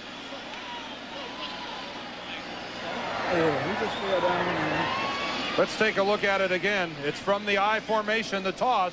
His favorite play. He gets to view the defense. The effective lead block out front by Newsom as he puts Lonnie Young to the ground, and then it's just a stroll. Walker was very slow, sort of testing his leg. That's what it was. Oh, yeah. Rolled right up on top of him, and now he is jogging off the field. That's Ricky Hunley, number 51, who came in from behind, and Herschel got his leg caught in there at an awkward angle. And Cowboys holding their collective breaths. Their franchise looked to be in trouble. Well, you know what happens a lot of times. You relax. Once you cross that goal line, you know you've scored, you know the play's over, and you start to slow down, wind down, relax, and all of a sudden you have to make a move, and Herschel got caught a little short there. Cendejas' kick is good. Plus, you're doing it in a stadium in which you've never played before, and you're very unfamiliar. That's a good point, Al. So Walker not really knowing what happens once you do get out of bounds in that corner. And they continue to look at Herschel on the sidelines. We'll take a look at it once again. Now, as Dan said, you kind of led up here. He's got the 6 points. He knows he's got it. Here comes Ricky Hundley. Ricky actually pulled up himself. And both of them go down, taking the cameraman with them. But right there is where they hit that little depressed area. Not one of our cameramen, of course. And you knew right away that something had happened to Walker. Point of view tape at 11. Yeah, that's the kind of injury that happens a lot to players out on a football field with people falling down all the time. They fall on the back of your legs. So you can either get an ankle. Sometimes you can stretch an Achilles a little bit doing that. Another look. But you can see Herschel starting to slow down. First of all, the lens right in the head. But then Hundley right on his left ankle. And luckily Herschel was able to get it out fairly quickly. And the cameraman took a shot, too. It's a good thing that's padded there. Woo! He goes right into the pads. 10-7 Dallas. Well, we saw that in preseason here on a couple of occasions. It's very, very close to the boundary of the field. All the way around. From the 7-yard line by Sikahema. Returns the kickoff out to about the 25 with 4:25 to play in the first half. Cowboys on top by 3. You know, guys, I think the cameraman is still down. Yeah. I mean, that's a doggone shame, but I believe the cameraman is still injured and has not yet gotten up. You can see he's being tended to there behind the fence, and they have a medic there, and they are looking at it. Oh, yeah. With that camera piece right in his eye, and he took the first shot. Meanwhile, they're having some serious public address problems here at Sun Devil Stadium. Yep. Right in your ear. A lot of glitches on opening night. Well, there's going to be a whole lot of people walk out of the stadium that can't hear. Yeah. And when you look at this stadium, and it's as close. The fence surrounding the field is as close as I've ever seen it in the NFL, and you get a pretty good idea right there. Again, it's the home of Arizona State University, the Sun Devils, and the guys coming in for the first time in the NFL are going to have to keep that in mind.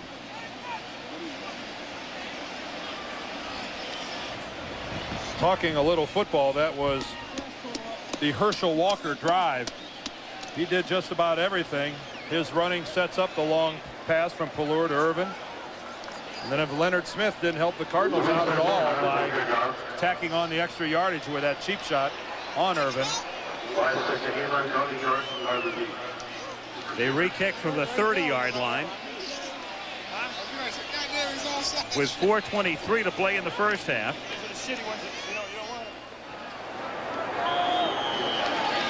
Having some serious sound problems. Yeah, I'd say. You know, you've been here long enough. You could say that. I wasn't going to say a word.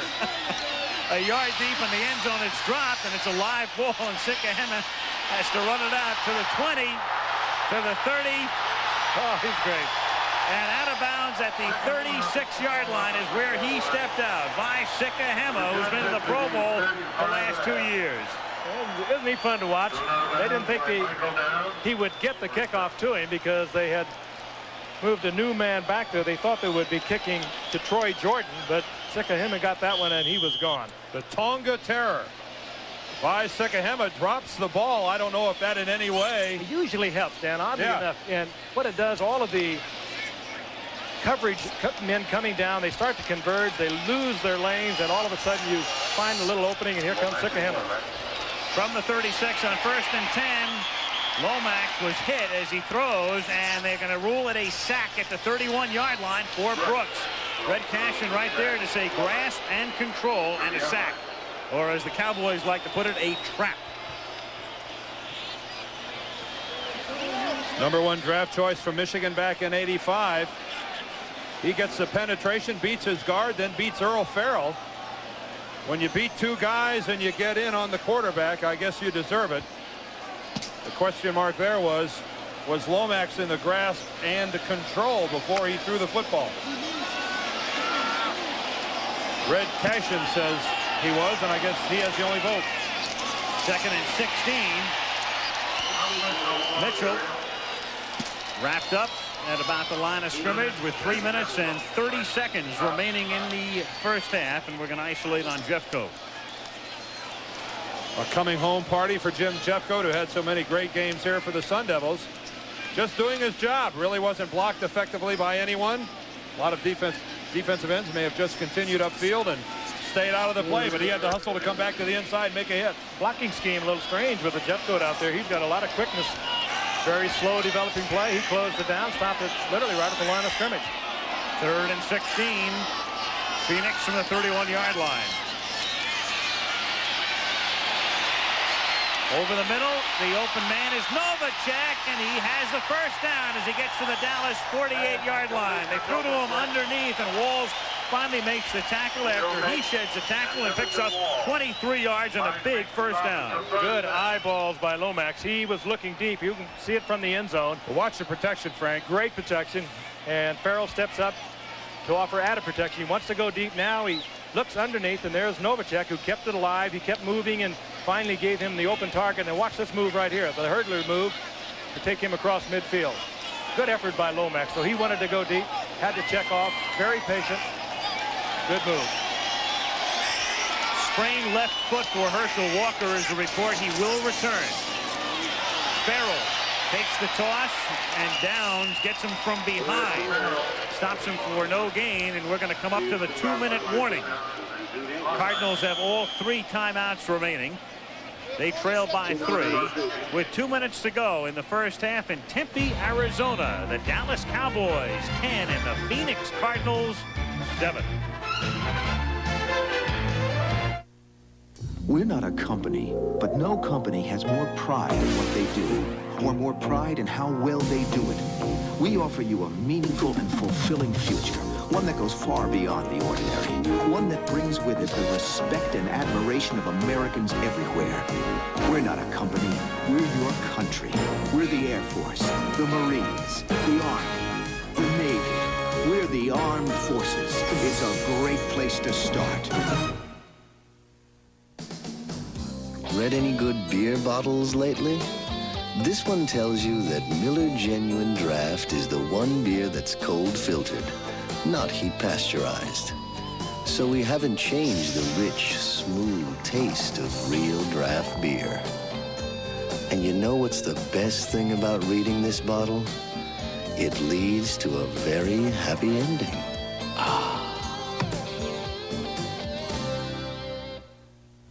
Leave it to the good hands, people. Understanding. It's knowing that buying a new house often means finding new ways to save, even if that means bagging your lunch. You want whole wheat or rye? Give me rye. And Allstate can help with a new house discount that could save you 15% on homeowners insurance. You want mustard or mayo? Mayo. And 15% could buy lots of hot lunches. You want mixed fruit or pudding? Do you want the truth? The Allstate new house discount. Another reason. You're in good hands with Allstate. Next week, Eric Dickerson leads the Indianapolis Colts against the Cleveland Browns on ABC's Monday Night Football. The only way to kick off your week. Sun Devil Stadium, Tempe, Arizona. Al Michaels, Frank Gifford, Dan Deerdorf. Monday Night Football as the Phoenix Cardinals play their first home game. Last week, a loser at Cincinnati. Cowboys losing to Pittsburgh. And right now, with 2 minutes to go in the half, it's 2nd down and 10. Phoenix as they trail by 3, and Lomax gets sacked by Kevin Brooks, having a big half. Well, I guess he got the 1 sack, and it felt so good. Why not go for another one? He comes around on a stunt that time, working from his defensive tackle, loops around to the outside, and Lomax didn't see him coming. There's Brooks right at the right of your screen. Watch him come in. Now he loops around back to the outside. And Tootie Robbins not able to get back out and bump him off before he just goes right over the top of Neil Lomax. By design, Dan, Jones coming down, Brooks circling around. Absolutely. That's called an ET. And the E is the end, the T is the tackle, and E means the end crashes to the inside first. The tackle loops around to the outside, and Jim Schaffner, the Cardinal offensive coordinator, hopes this play works. 3rd and 15. Intended for Green and almost intercepted by Everson Walls. In his hands, and he couldn't hold it. Boy, you wonder how he dropped that one. Yeah. Lomax dodges a bullet because he throws right into the teeth of the coverage. No chance in the world for a completion here for Cowboys. Right have Green just sandwiched. Green didn't want to have anything to do with it either. Boy, there aren't many corners in the game, if any, that have better hands than Everson Walls. And that seldom would he have had an interception any easier than that one that he dropped. Horn's fourth punt.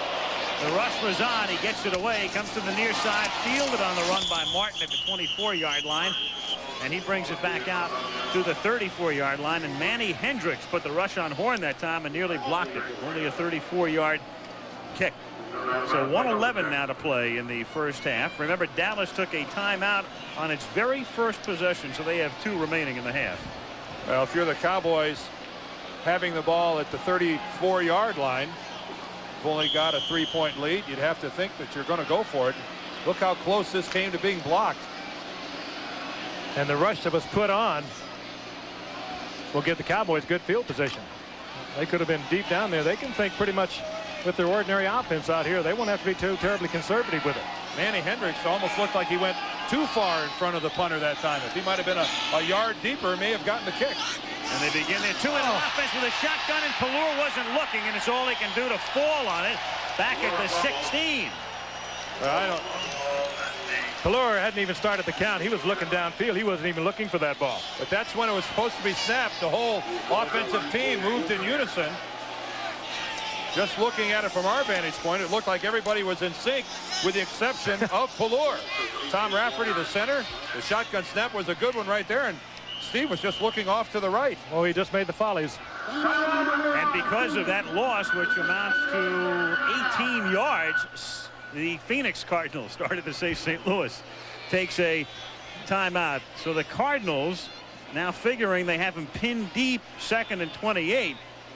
Well, They'll stop the clock. 57 seconds. Steve Pelluer better hope that Tom Landry didn't look at Danny White to ask him if he was warmed up or not.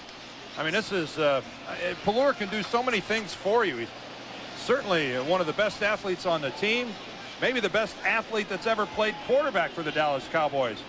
And I'm talking about Roger Staubach as well. I remember some of the Cowboy coaches telling us that number 16 Pelluer scrambles and moves around better than any quarterback they've ever had. But the critical mistakes, you don't want to call them dumb mistakes, but things like that, those are kind of things that just shouldn't happen to an NFL quarterback. Dan, you're talking all around it, though. It just isn't happening for him. He's been given this job over and over, and each time there have been problems. And I'm sure Tom told him to go back in the ball game, run some plays, try and get the time off this clock. Let's go in and get a regroup. We've got the lead, but we're deep in our own territory now, and you'll see the Cardinals start to use their timeouts, I do believe. They've already used one at 2nd down and 28. They try to set up the screen, and it's off Newsom's fingertips, and that's the best thing of all that could have happened for the Cardinals, because they don't have to use a timeout, and the clock stops on the incomplete pass with 51 seconds. 3rd and 28. Yeah, but that's a high percentage pass. You should get the completion out of that, and I'm sure Newsom was thinking, I'll get the completion. I won't go out of bounds unless I can, and I'm going to try and get good yardage. This you're going to complete probably 80-85% of the time right here. It's going to be tough to get it for yards, though, because the Cardinals only rushed 3 people. And that means when you've got 8 back in coverage, a screen is tough to run. You'd rather have a blitz when you have a screen set up so you get everybody out of the way and get to the perimeter. A look at the Cardinal move west at halftime. 3rd and 28 as Pelluer retreats. Set up the screen to Herschel Walker, and he'll want to stay in bounds. And instead he goes out of bounds at the 28-yard line, and there's another break for the Cardinals right there. That stops the clock with 44 seconds, and they have 2 timeouts remaining. And Herschel went out of bounds on purpose. He did that intentionally, going out of bounds. His head wasn't totally into what he was doing right there. Or else he would have just sat down, or in reality, when you look at that play, he maybe should have broken it back to the middle of the field. He might have made something big happen. He only had 1 guy to beat. So the Cardinals are able to save a timeout. They're going to get the ball back. Saxon's kick. Sikahema calls for a fair catch, comes up and makes it at the 40-yard line. Oh, what a great play by Sikahema.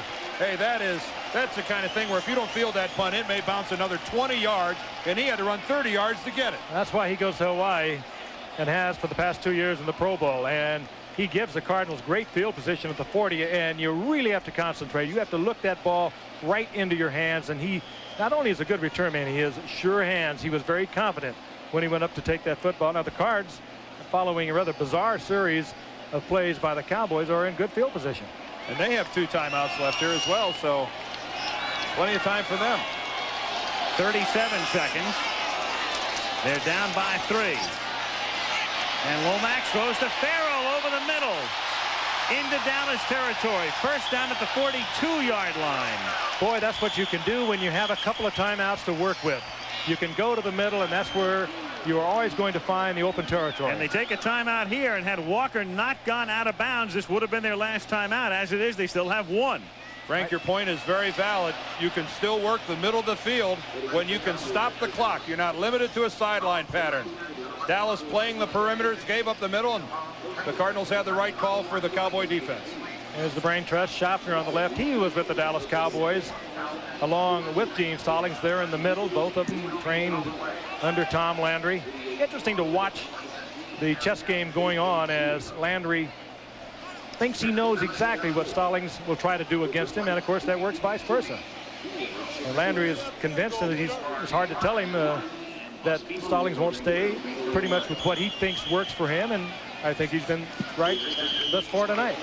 Stallings has stayed with the man-for-man primarily, and it's been effective. Well, the Cardinals are what, at the 43-yard line of the Cowboys. You figure they're going to have to get down to at least the 30.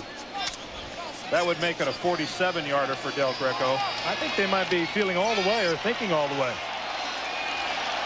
At the 43 with 1 timeout left.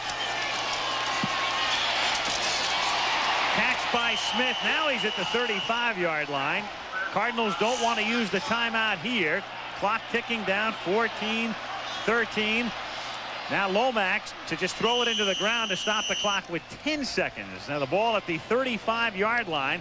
They're 52 yards away.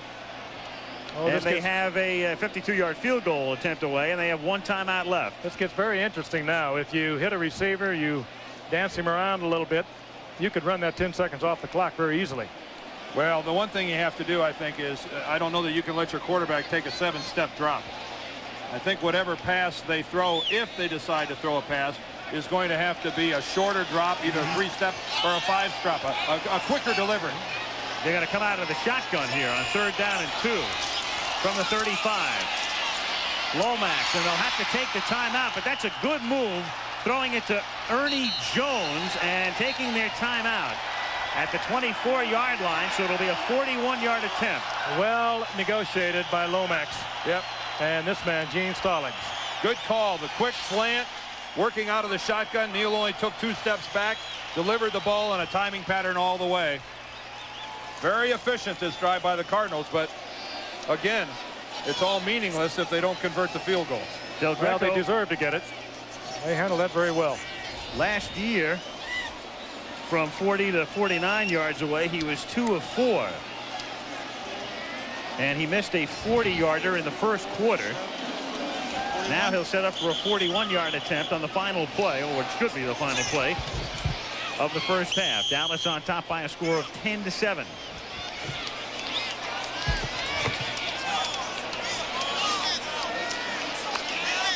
So that play on which Walker went out of bounds is a very big play. It gave the Cardinals that extra timeout. They move within Del Greco's range. They'll spot it now at the 32-yard line. It'll be a 42-yard attempt. South to hold. And they fake it. And Del Greco inside the 20, out of bounds at the 16. What? What is that? I don't have a clue. Now, wait a minute. Is this a design play? It looked like a design play. I can't believe this. It's amazing. If you're a field goal kicker, if you can't give him a shot from 42, why is he on the team? Well, you might as well just release the guy if you don't have confidence. A design play all the way. Stout flips it to Del Greco. Joe Bostic out in front, but I mean, you're counting on that play having to go 35 yards to the goal line. Because only 3 seconds, you're not going to get another play. That's nuts. They did it so beautifully. They set it up absolutely perfectly, and I don't understand that at all. Oh, I'm afraid that's where the players go to the locker room looking over their shoulders and saying, who the heck called that play? Yeah. Well, wow. That livened things up. That's the end of the half. Very much a design play. Perfect snap. It's only a 42-yard kick to tie the game and a little flip. I'll tell you what, Phoenix, the Cardinals are in town. Yeah. 10-7 at the half. Dallas back after this message from the National Football League and a word from your local station. Oh, brother. Whoa, Nelly. Rawlings and the Cardinals have had the entire halftime to mull over that bizarre ending to the first half. And now they'll receive the kick to start the second half. Taking it at the 2-yard line is Sikahema. 20, 30. And out to the 31-yard line, Gary Cobb makes the tackle. So now with the lights taking full effect, full darkness, nice night in Tempe, Arizona. At shortly past 7 o'clock Mountain Time. 14:50 to play in the third period. Third quarter just underway. Dallas on top by 3. Well, now we'll see how the Cardinal offensive team responds. Really an excellent drive on their part to move it into scoring position at the end of the first half. Let's see if that fake field goal bothered them. Well, there are the baseball scores, and appropriately with Packard Field in the background. Jeffries 4 for 4 for the Mets tonight. So he stays very hot, hitting .462 as Farrell carries the ball out to the 35-yard line, a pickup of about 4. And in the American League, Cleveland routing the Yanks in the 7th. Tigers somehow trying to bounce back from that unbelievable loss yesterday in 18 innings, 4-3. Boston leading Baltimore 5-1 in the 7th. And the other scores. Start of play in the American League today. Boston leading the Yanks in Detroit by 3.5. A look over the shoulder of Leonard Smith on 2nd down and 6 from the 35-yard line. Stump Mitchell gets to the outside, turns the corner, threads and picks his way for a first down. Nice move by Stump Mitchell. Certainly a different style than a Herschel Walker, but nonetheless effective. You can see the Cardinals with the total yardage edge up and down the line, the passing. Big edge in possession. But still, it's Dallas on the scoreboard, 10-7.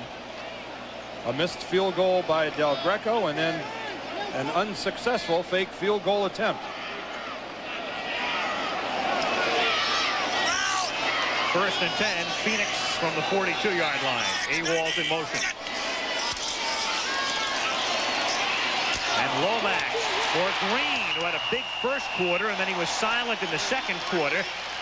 And he is stopped at the 41, a first down. Everson Walls makes the tackle. I think the Cardinals are smart to pass on first down. The Cowboy defensive line is playing about a yard off the ball. Hey, that's one more yard they have to travel to get to the quarterback, and they're not getting to the quarterback. Just a simple out pattern that time by Roy Green, and Walls has no choice but to play off, give him some room when the Cowboy defensive line isn't pressuring the quarterback. And over the years, Green has been so successful against Walls, but you're so right. You don't get all that dealing on first down by the defensive line. Quick toss to Stump Mitchell. And he gets banged down at the 38-yard line by the middle linebacker Eugene Lockhart, known as the hitting machine. At least formerly known as that. He's had his problems with injuries, but trying to bounce back as strong as ever this season. And they need him because they really do have linebacking difficulties. Mike Hagman out with an injured knee. They'll get him back. They will not get Jeff Rohr back this year. And of course, their second-round draft pick, Ken Norton of UCLA, he'll probably not be back this year. And then Jesse Penn, their very talented second-rounder from a number of years ago. He's out of football with a neck injury that isn't going to allow him to play any at all in the future. Cowboys show blitz on 2nd and 6, and down he goes. Danny Noonan down, showing blitz. And he had to be picked up, and Noonan is able to take a easy path to the quarterback. They picked up Michael Downs, and it just cleared Noonan with a path all the way to the quarterback. They got so preoccupied with Lockhart and Michael Downs there in the middle. The left guard, Pete, comes down to pick off Downs, but he forgets the man on top of him, Danny Noonan. You know, one of those inside guys can back out and go back into coverage, but you know this guy's coming after the quarterback. You can't ever turn a defensive lineman loose. Now Randy White comes in to spell Noonan, ironically, on a pass rush situation after the Noonan sack. 3rd down and 12. Over the middle, wide open at the 24-yard line is J.T. Smith, and he takes it inside the 10.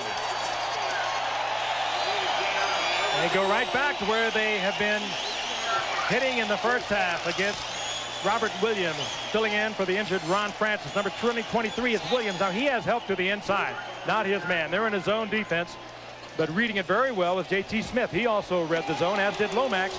He turned it off square, gave him the target, gets the completion, but a flag is down. And it may be coming back.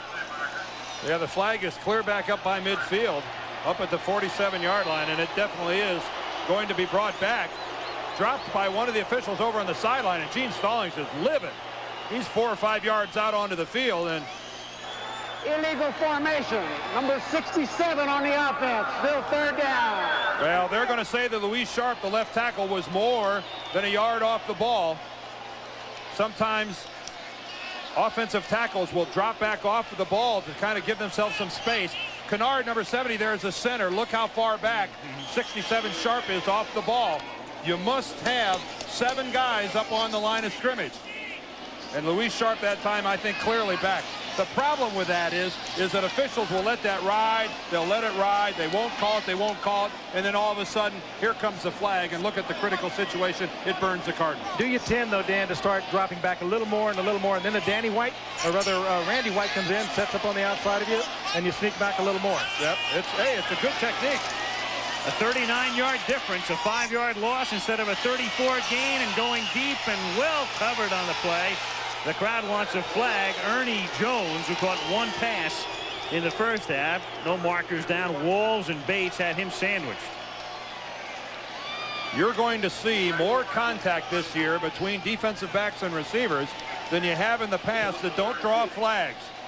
I think the league has been pretty plain in saying we're going to give a little more leeway to the defensive backs. Walls going stride for stride, and the ball not catchable anyway. Clearly 2 yards out of bounds.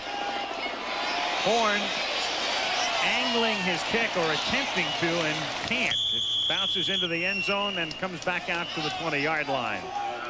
The score remains Dallas 10, Phoenix 7. 10:37 to play in the third quarter.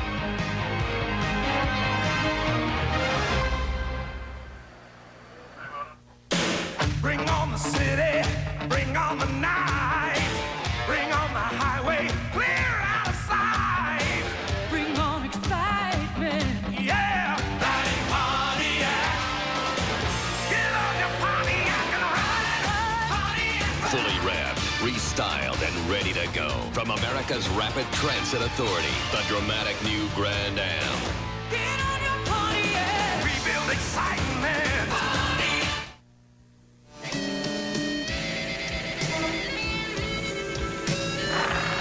Right now, the only thing that would taste better than a nice cold one is a cold filtered one. Genuine draft anymore? About time, man. Because if you want a beer whose rich, smooth draft taste hasn't been changed by heat pasteurization, we've got it down cold. Cold filtered Miller Genuine Draft. It's as real as beer gets. The art of investment and financial security requires painstaking preparation. Bold strokes influenced by a mastery of expertise, creative approaches to annuities and mutual funds, innovative forms of insurance, and comprehensive health services. As one of the strongest diversified financial experts, we have the capabilities to turn the business of investment into an art. The Travelers. You're better off under the umbrella.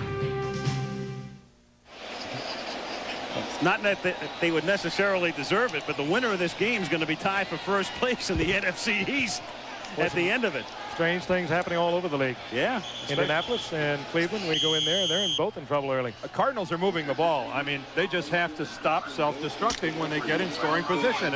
We've been talking about it the entire telecast.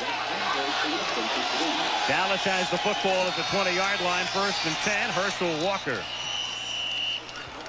gets about 3. 10 minutes and 28 seconds to play in the third quarter. Dallas on top, 10-7. And of course, Walker was picked by Dallas in the 5th round because he was playing in the USFL when his number came up in the draft. Dallas took a gamble, and it really paid off. And for a team that's had a lot of trouble with its draft choices in the 80s, that was a beauty. Just let that sink in a moment there. Nobody in the 80s has been to the Pro Bowl except Walker. A first down for Herschel. To the 34-yard line he goes. Stopped by Young. Funny thing, talking with Walker last night, he's one of the few athletes who says, I don't watch any other football. I don't like to watch football. I want to play it, period. Well, he liked to watch his offensive line there. Tom Rafferty in the middle picked up 2 of the Cardinals and allowed Walker up in between the 2 guards to make that big gainer. But a unique individual, wouldn't you guys say? I mean, to sit and talk to him, his goals, his views on life, gives you the impression that really nothing gets to him. Almost unshakable.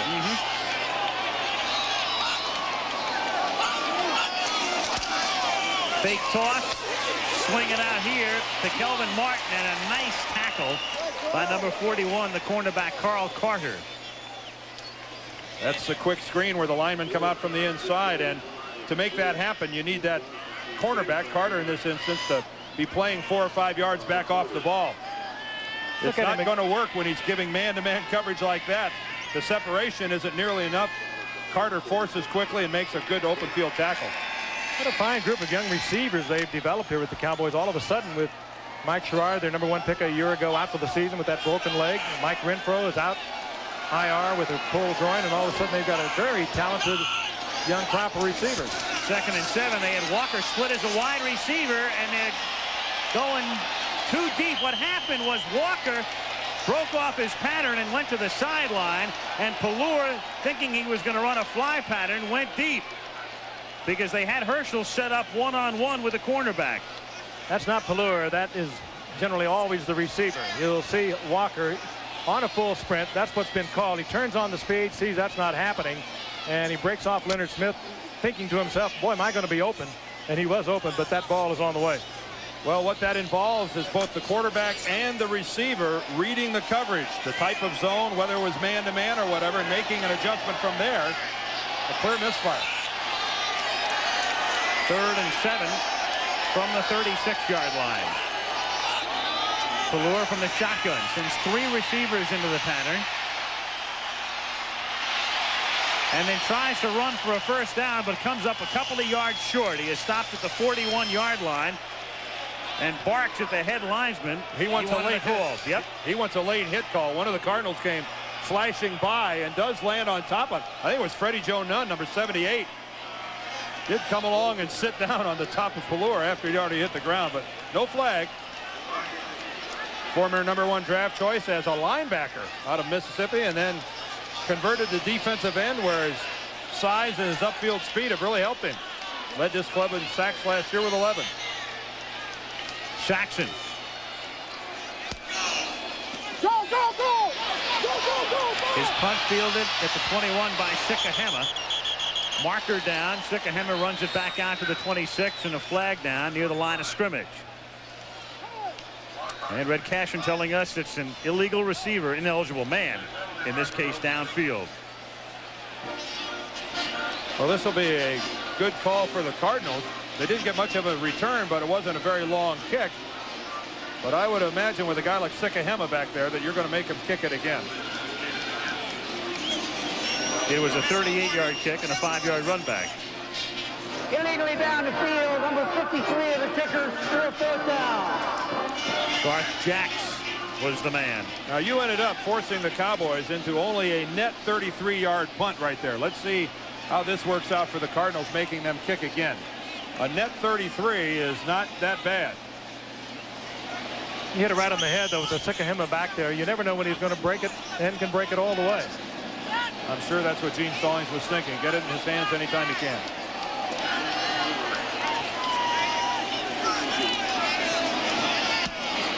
Saxon. Better kick this time from the 16. Sikahema should have taken it initially. It cost him 5 yards. Brings this one back to the 21-yard line. Eugene Lockhart down the field to make the stop. Cardinals have it. 7:23 to play in the 3rd period. Still Dallas by a field goal.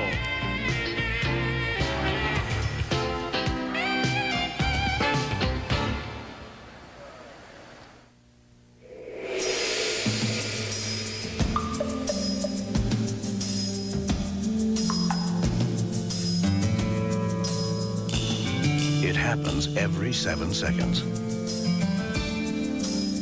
Every 7 seconds of every hour of every business day, America puts another new Epson computer or printer to work. It's true. When you've got an Epson, you've got a lot of company. You hear the thunder, thunder, thunder, the call of the road. You feel excitement. Get on your Pontiac and ride. A sports sedan that moves like a ground-level flying machine. Big, fast, and powerful. Pontiac Bonneville. Test one soon. Get on your Pontiac. We build excitement. This Olympic coin brings it all back. Carl Lewis. Support our athletes with U.S. Olympic gold or silver commemorative coins. Help America shine.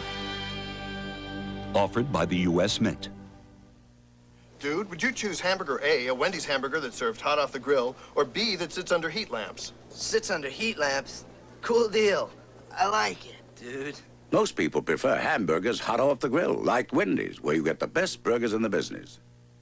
Next week, the Indianapolis Colts are out to avenge last year's playoff loss to the Cleveland Browns. It's ABC's Monday Night Football, the only way to kick off your week. 7:23 remaining in the third quarter. Sun Devil Stadium, Tempe, Arizona, the Phoenix Cardinals.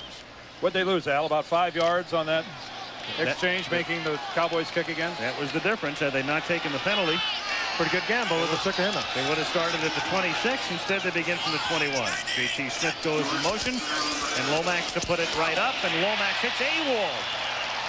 On a slant pattern, he takes it out to the 36-yard line, and a first down to the fine receiving tight end, Robert Ewald. I think this has worked almost every time they've tried it. They get man for man. Bill Bates, number 40. We've already told you he is a very strong, aggressive, strong safety, but he does not cover well man for man. Ewald, even though he's a tight end, can play outside, and he has the moves like a wide receiver. They are in that formation once again. And they send Smith in motion again. Tony Jordan is in there as the tailback. He takes the toss. And the rookie works his way out to the 44-yard line. Leading the way was Tootie Robbins with a nice block, 63. Oh, you can see right away what they like about Tony Jordan. When he planted that outside foot and turned it on, he really accelerated. You have to wonder if maybe 6 or 8 games from now that maybe he's still running on that play. Really wasn't much of a hit that knocked him to the ground. Looks like he was expecting a bigger hit, but remember this name, Tony Jordan. 5th-round draft pick. This guy may hit the big time.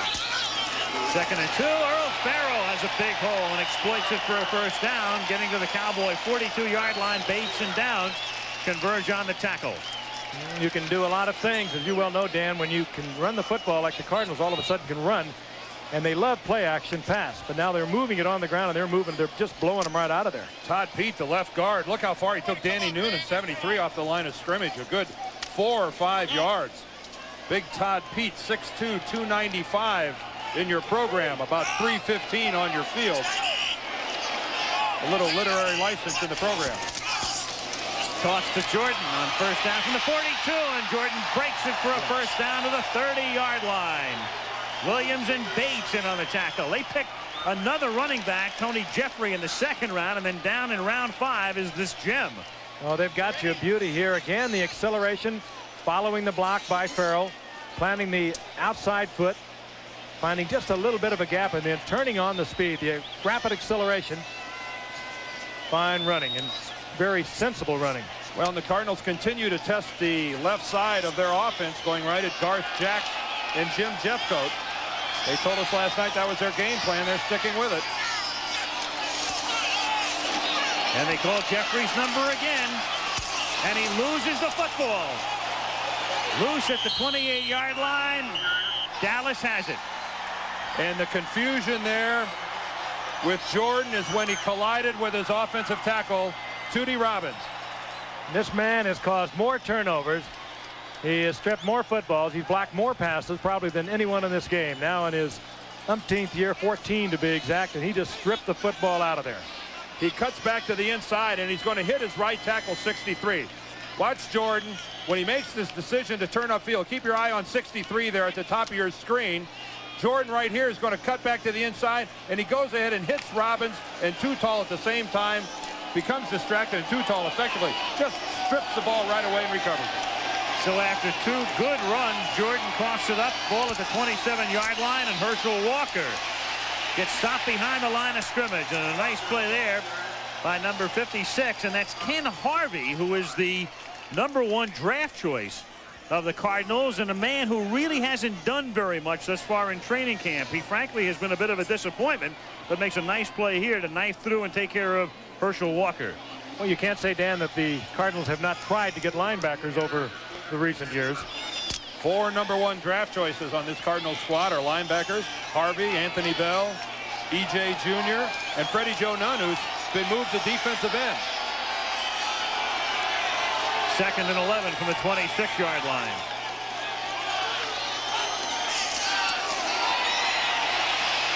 Pallur throws to the 40, and that's Kelvin Martin making the catch in traffic for a first down. Talking about first-round draft choices, and the way the Cardinals have gone about it, there they are. Remember Clyde Duncan? Clyde Duncan, a wide receiver from Tennessee, whose main claim to fame, he was Willie Gault's backup. A disappointment out of the league. Freddie Joe Nunn moved to defensive end, but a pretty good player. Bell, a disappointment. Stopper never even signed. And Ken Harvey, well, they're not all that pleased with Harvey's progress so far this year either. Stopper now with Seattle after sitting out all of last year. From the 40, Walker taken down from behind by Anthony Bell. Gain of about 5, and the clock down now to 3 minutes remaining in the third quarter. I want to go back to Anthony Bell for a moment right here, 55. You know, I use the word disappointment, and people might say, well, that's cruel. Well, it's got nothing to do with how good a football player, how good a person, rather, Anthony Bell really is or isn't. The fact of the matter is, he's a pretty solid outside linebacker, but he was the 5th player taken in the entire draft. That guy is supposed to be an impact player. He's supposed to make things happen. And so far in the NFL, in his career, Anthony Bell hasn't made anything happen. 2nd and 5 from the 45-yard line.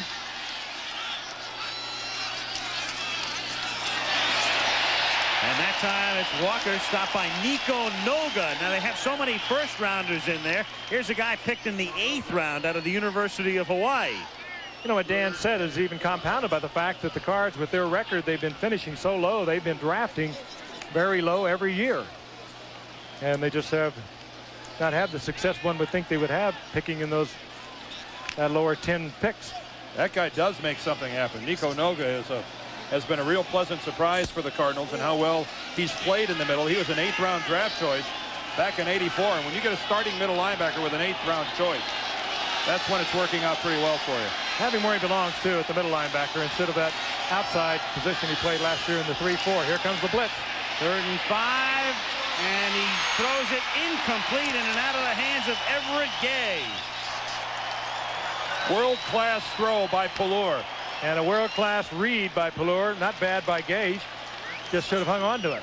It was McDonald, the safety, coming on the blitz. There he is, number 46, and right in Pallur's face. But he was right on target, as we see once again. One that you've got to catch. You don't get that many opportunities. That's Reggie Phillips, who was chasing, and Everett Gay just has to bring that down. A wasted effort that time by Steve Pallur in the face of the blitz. Mike Saxon sets up at the 30. Sikahema stands in his own 10-yard line. Cardinals, as they are prone to do when you have somebody like Sikahema set up a return, but he won't have a chance here as he makes the fair catch at the 22-yard line. Cardinals get it back. 90 seconds to play third quarter. Still Dallas by 3.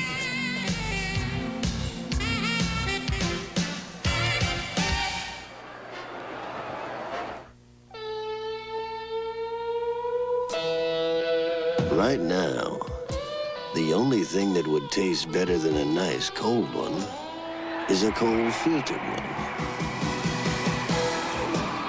Yeah, if you want a beer whose real draft taste hasn't been changed by heat pasteurization, we've got it down cold. Cold filtered Miller Genuine Draft. It's as real as it gets. Tell me, is he still upset? Well, you know, Dad. Never really understood why I joined. I mean, maybe you'll go straight to college. But I had to prove something to myself first. the GI Bill and Army College Fund. If you qualify, you can get more than $25,000 for college and an edge on life. Do you think Dad will ever come around? Dad?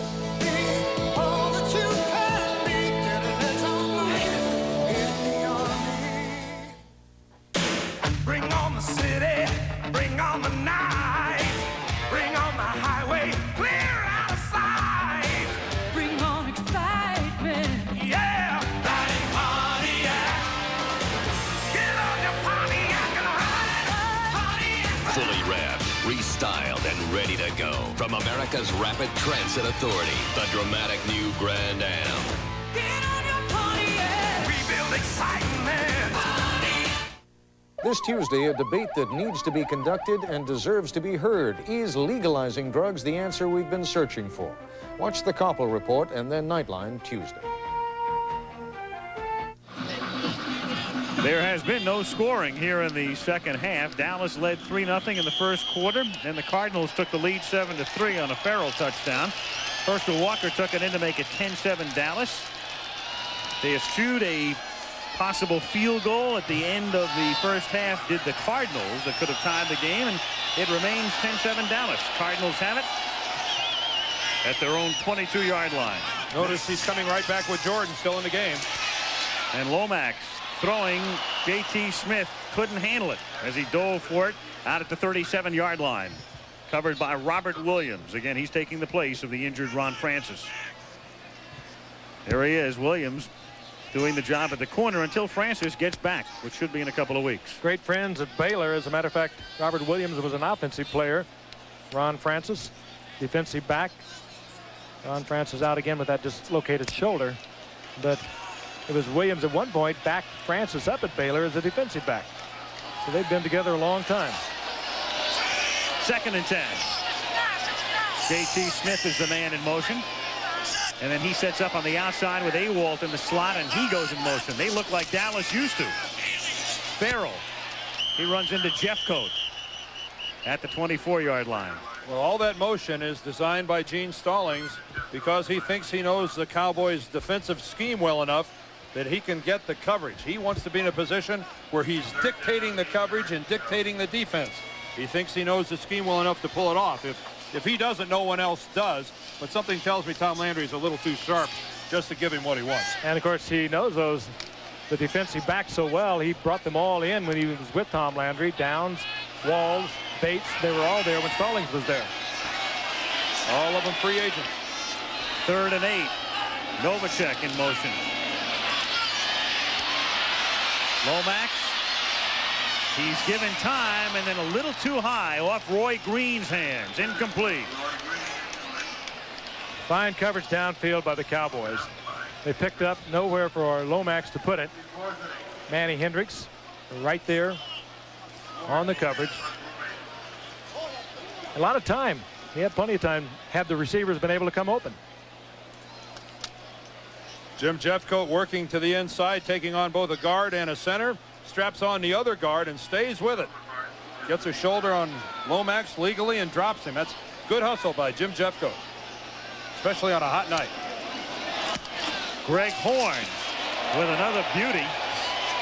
Backs Martin up to the 21-yard line. And a 9-yard return out to the 30. After a 52-yard Horn kick. 26 seconds to go in the quarter.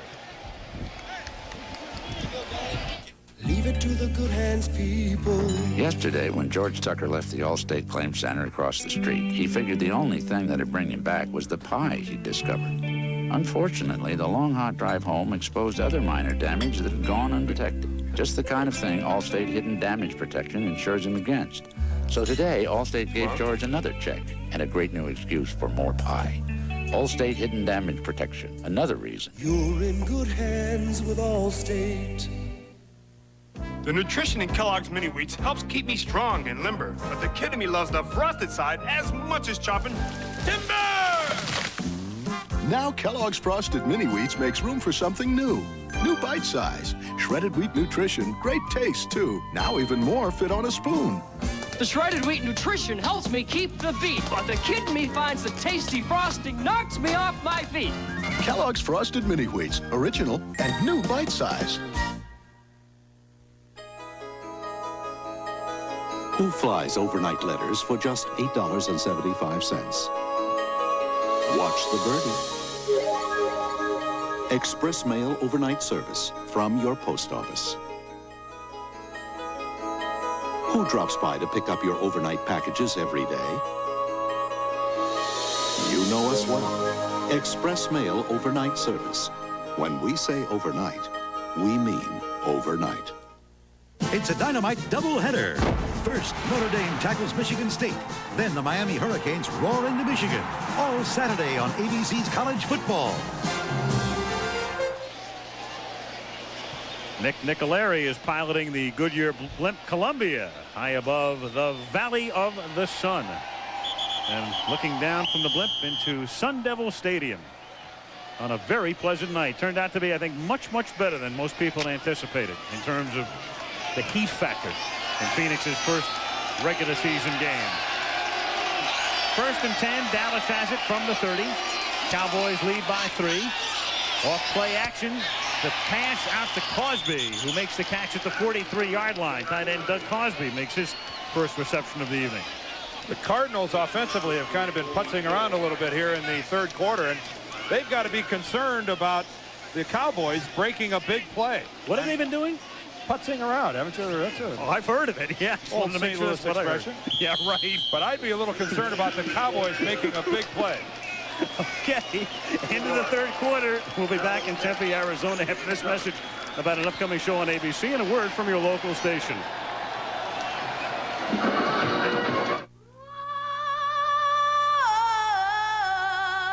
What are California girls made of?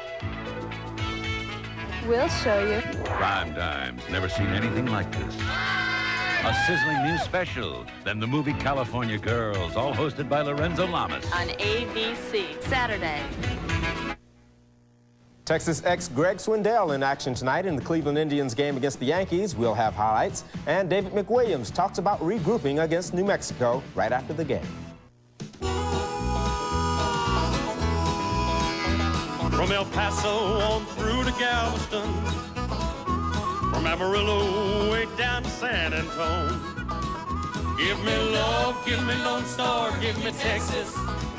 Give me hard work, soft ladies, and good friends. Don't mess with me or mess around with Texas. The Lone Star is on the rise again. I know it's kind of early for this type of thing. I just wanted to be the first to tell folks in this area about the newest, biggest, boldest taste yet from Doritos, new Salsa Rio flavor. Imagine all those Rio Grande fixins plus big chunky salsa taste, and it's all on one little chip. The age we live in. Forgot about that crunch business. New Salsa Rio flavored Doritos brand tortilla chips. They taste as good as they crunch. This is 24 KVUE TV, Austin.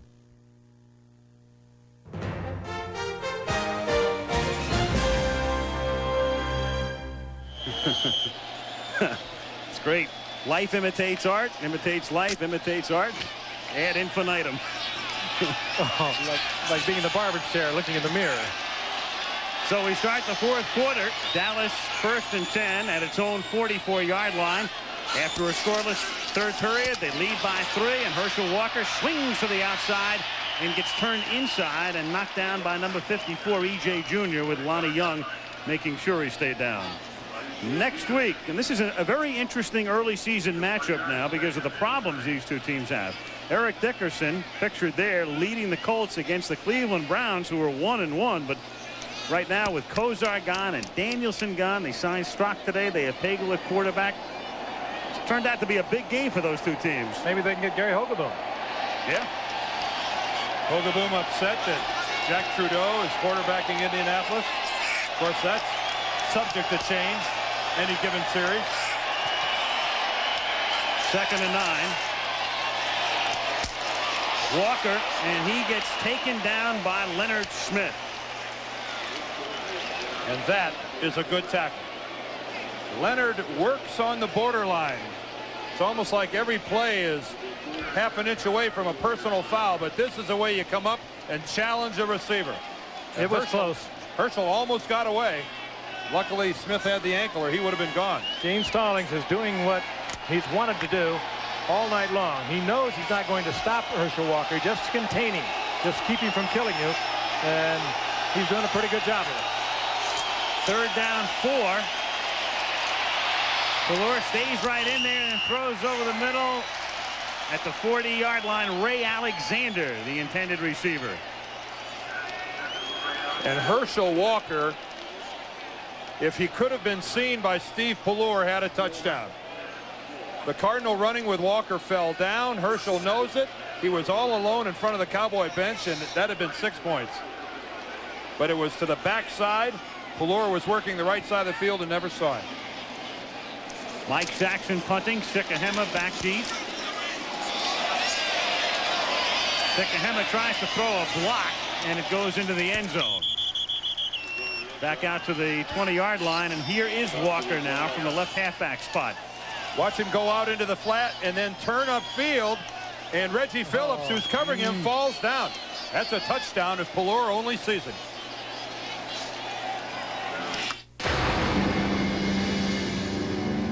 After rigorous examination of the Mercedes-Benz 300E, one automotive journal concluded that it may be the best sedan in the world, and another journal called it a nearly spectacular mix of performance and practicality.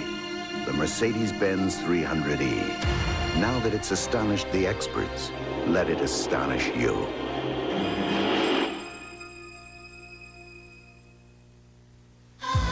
Deep in the cellar of the brew house, a beer was brewed with the finest Bavarian hops.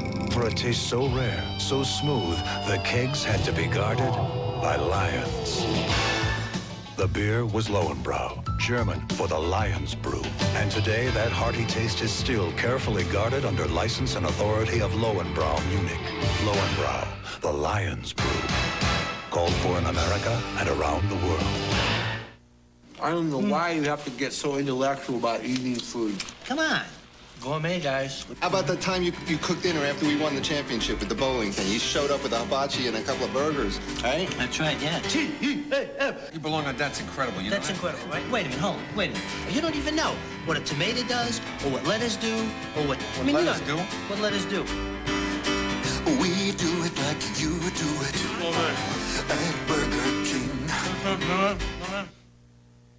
Next week, Eric Dickerson leads the Indianapolis Colts against the Cleveland Browns on ABC's Monday Night Football. The only way to kick off your week.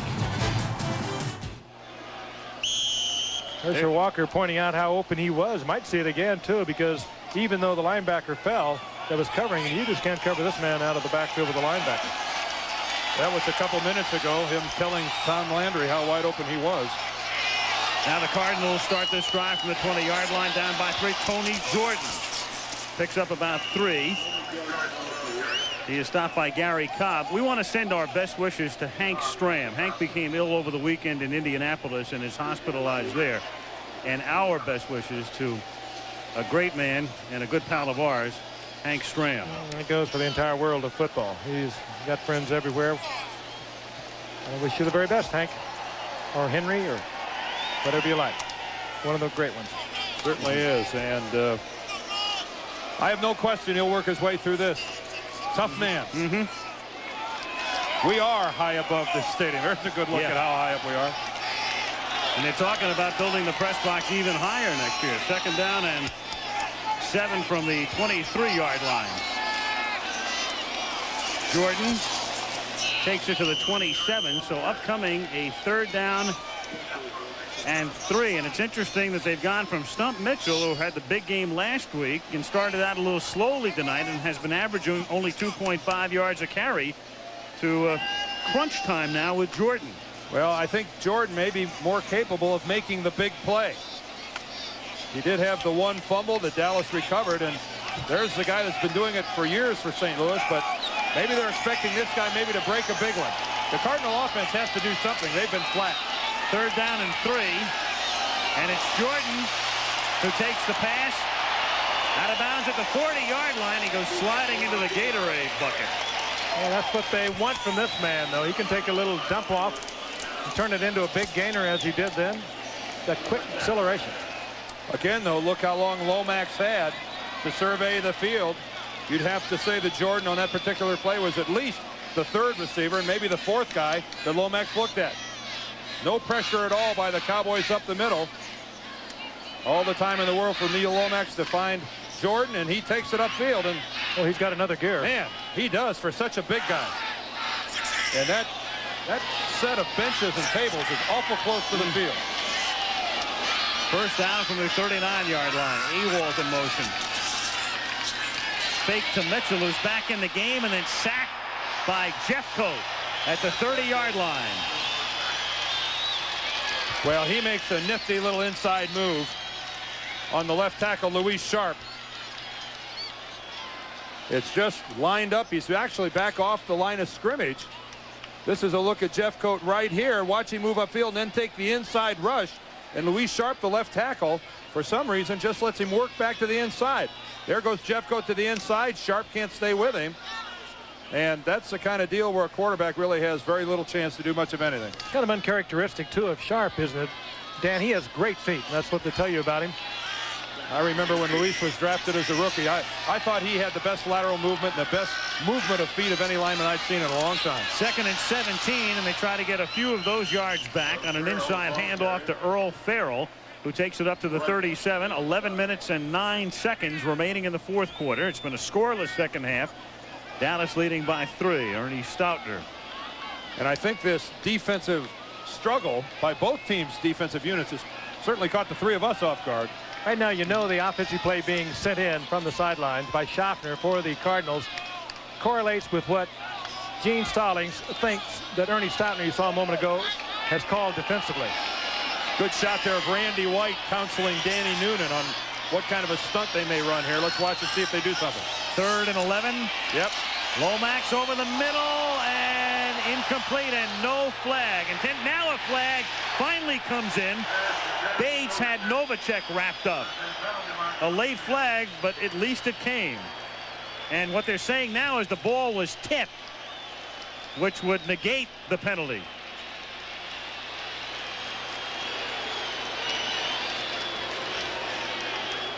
There's no interference. The flag is picked up because the ball was tipped before the contact. And that wipes it all away. I think Billy Owens is the player that gets his hand on it. Remember, he got one in the first half by playing that spy. You see 31 right in the middle of your screen? Boy, that's exactly the way he did it in the first half. Plays that spy position, and then just when Lomax goes to deliver the ball, gets up in the air and hits it.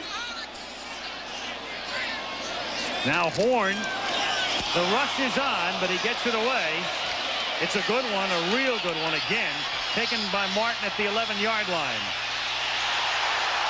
And stopped at the 19. Ken Harvey. 51-yard kick, 8-yard return. 10:22 remaining in Tempe, Arizona. Dallas leads 10-7.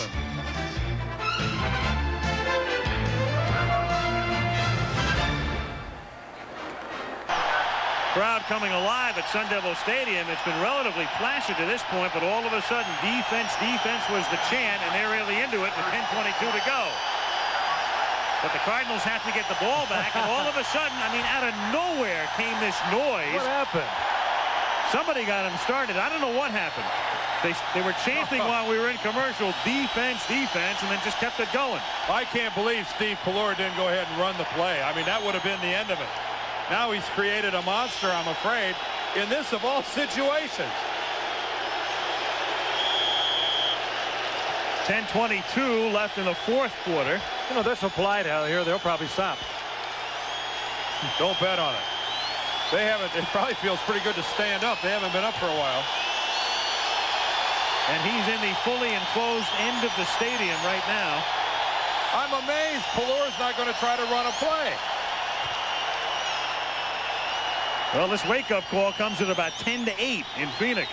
It's funny that this is happening because Gene Stallings was very critical of the Cincinnati fans last week, talking about how they didn't get a chance to effectively run their plays on the goal line.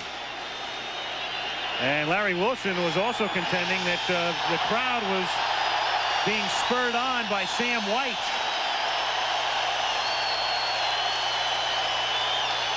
Cosby's even going, come on, let's run. Did you see him? Sure. Nothing else. You take him back into the huddle and give him a quick count. You go on the first sound, or you go on a quick snap.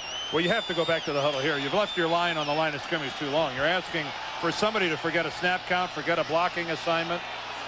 I mean, there comes a point in time where you retreat and go back to the huddle. Or run a play. Good luck. That's it, Steve. Just run it. Do it. From the 19, still not going to do it. We're on pins and needles up here, Steve. Yep. Doug ain't buying it. I think Cosby says, let's run a play. You're right. I've never seen a team stay at the line this long without re-huddling. I don't think I've ever seen the visiting quarterback ask the home crowd to quiet down either.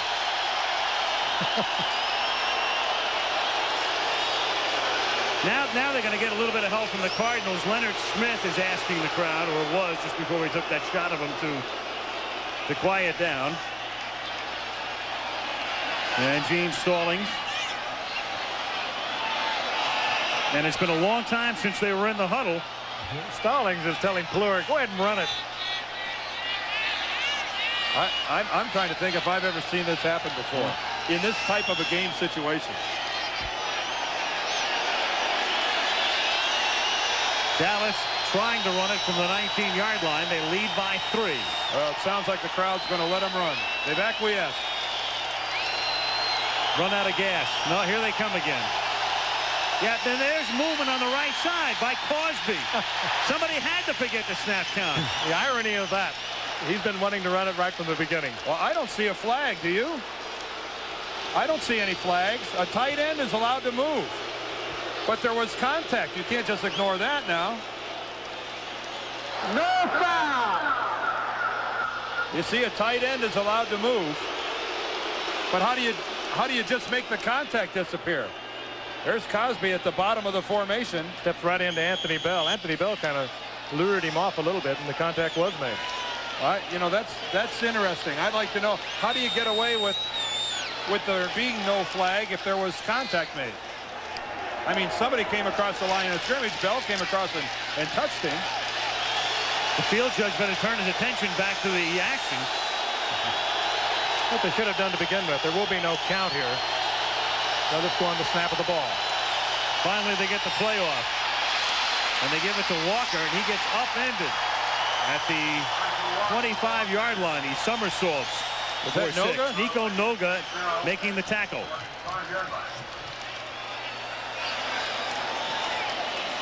That's number 57 to the right of your screen. Watch how he flows. And Walker decides to cut it back up. Here comes the middle linebacker, knifing in and making a play. Anthony Bell, number 55, also down on his knees, partly responsible for tripping up Walker. At the 25, second down and 4 for Dallas. That's Alexander in the slot. Martin split left and Newsom in motion. And the handoff to Walker with a gaping hole and a first down on a 6-yard pickup out to the 31-yard line. First down with 9.5 minutes to play. Good way to quiet the crowd also.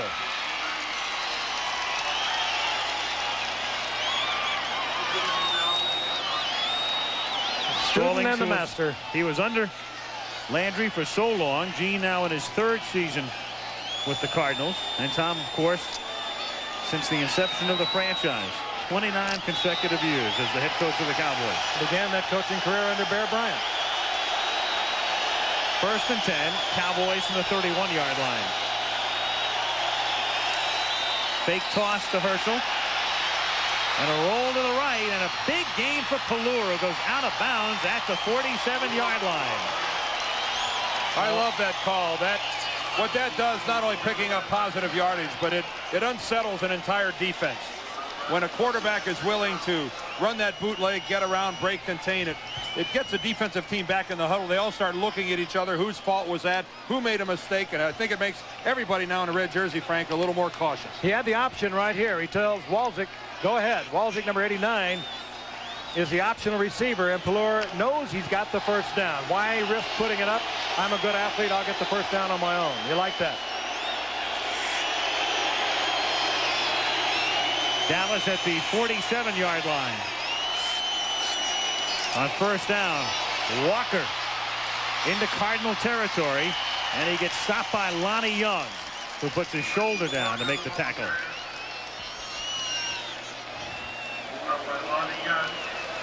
I'm impressed with the way the Cardinals are playing defense.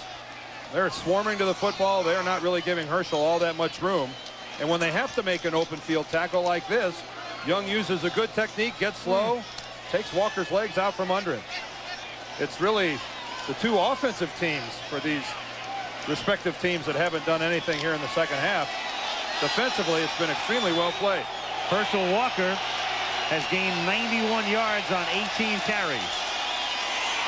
Trying for more as he tries to get to the 100 mark, and he'll be close after that one as he gets a first down, and he's run out by Tim McDonald with 8:01 to play in the fourth quarter. And what a weapon he is. He got that 7 yards on first down when he probably another back would have got a 3 or 4, would have gone down when hit by Lonnie Young. He sprawls for 2 or 3 more. He turns that one into a big gainer and another first down. This could well turn into another Herschel Walker drive. He basically, as we pointed out in the first half, was responsible for Dallas's lone touchdown. He's an amazing machine. 19 carries and 2 receptions. First and 10 at the 39. They're confused. Newsome and Walker are really screwed up. And still they get the play away to Martin. Last time they were screwed up was last week on that missed formation call by Pelluer when Newsome and Walker both knew something wrong had been called, but thought maybe the play would turn out okay anyway. Kelvin Martin making the catch here at the 32-yard line. Gain of 7. We mentioned that last night to Herschel Walker. We asked him straight out, why didn't he say something to Pelluer on that play that Pelluer threw the interception that they feel cost him a game against Pittsburgh? And he said, well, I learned something. He said, next time I will.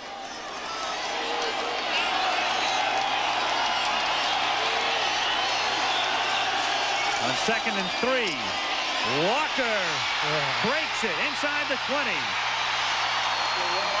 And out of bounds at the 13-yard line. Kerr and Newton help lead the way. You're talking about a football player in Herschel Walker that is always only one missed tackle or one defensive mistake away from making some sort of a game-breaking play. And here it is. He's got the good blocking right there, but there's the missed tackle. And then it's another good 10, 12 yards for Walker. And still, the Cardinals can't even get him to the ground. You know, and Dan, in reality, there were 4 Cardinals that could have made the tackle on Walker. There were 4 of them that touched him. And nevertheless, he just kept breaking him until he takes it down to the 12-yard line. He's amazing. And you see there, dead even, the entire Cardinal team and Herschel Walker by himself. Walker swinging to the outside, gets inside the 10, tries to work his way toward the goal line, and out of bounds inside the 5. And how about that nifty block out front by Nate Newton? The big man at 300 plus gets to the outside, and then rather just kicking a guy out, he goes ahead and gets him and pins him back to the inside to allow Herschel to go to the outside. Now there's a guard. When you get a guy like that out in front of you, you're talking about getting a guard out in front of a running back. Like having a van out in front of you. Let's take a look at it again. This is designed to break in right behind Newton. Walker takes a good look at it. He realizes he can't do it. Leonard Smith is there, turns it up the sideline, and with that great acceleration that nobody seems to judge properly, he gets it down to the 5-yard line, inside the 5. Crosby in motion, 2nd and 2 from the 4. Walker, they can pick up a first down by getting it to just inside the 2-yard line. Ricky Hundley comes up to make the stop. Figures to be 3rd and inches. Well, Pelluer is starting to have flashbacks. Yeah, and I think the Cardinals as well. Maybe it's time for them to doeth unto others. Here's Zendejas. He's hoping that he's warming up for an extra point. Cincinnati put a goal line stand a couple of times last week on the Cardinals. Maybe they'd like to turn it around. 3rd and inches. And they give it to the main man, and he's got the first down. Will be 1st and goal at the 1, and they're using the clock as well on this drive. We're down to 6:15 in the 4th. When you play goal line defense, you have to have people coming over the top to make a hit. That time, everybody in a red jersey is down on the ground. Herschel Walker, when he took to the air, met absolutely no resistance whatsoever. Sailed easily for a first down. They're going to measure for this one. But when you play goal line defense, Frank, as you well know, you got to have those linebackers coming over the top to make a stick. Secondary and your linebackers, they have to go up in the gaps and be ready to meet the ball carrier. What kind of measurement was that? He made it by a yard. Little drama here from the opening of the night of the regular season. Here's a look at it again. Look at the Cardinals on the ground, and when Walker goes up, there's not a single person in a red jersey up in the air to try to meet him in the air. You're never going to stop anybody playing it like that. Good luck trying to stop Walker 4 times on 1st and goal. We ought to see it again. Well, that's what they should do. Noga. Nico Noga, number 57, at least for the moment. Saves off a score. You notice the difference there? You can make the biggest and the best when they don't have their feet on the ground. You make the contact, they're going to stop. Watch 57. Catches him. He doesn't have the strength of the legs, and he stops right in midair. Just totally the opposite of the way the Cardinals played it on the last time. Tremendous effort by Nico Noga. Almost broke the ball loose. This time they come up in a split back set on 2nd and goal. Fake. Pelluer lost it out of the end zone. Intended for the tight end Folsom. 3rd and goal. And you're going to get that intercepted. And everybody in Dallas just came right up off their chairs. I don't know. Herschel got it down here. Give it to him again. He'll get. Yeah. He's got a couple of shots at it. If Landry had a chair, he'd have come out of it. That looked an awful lot like the play last week in Pittsburgh. Silver right, fireman 37. And he rolls. We know it well. Yeah. Now back to Walker in the eye. And it's a sneak by Pelluer. Touchdown.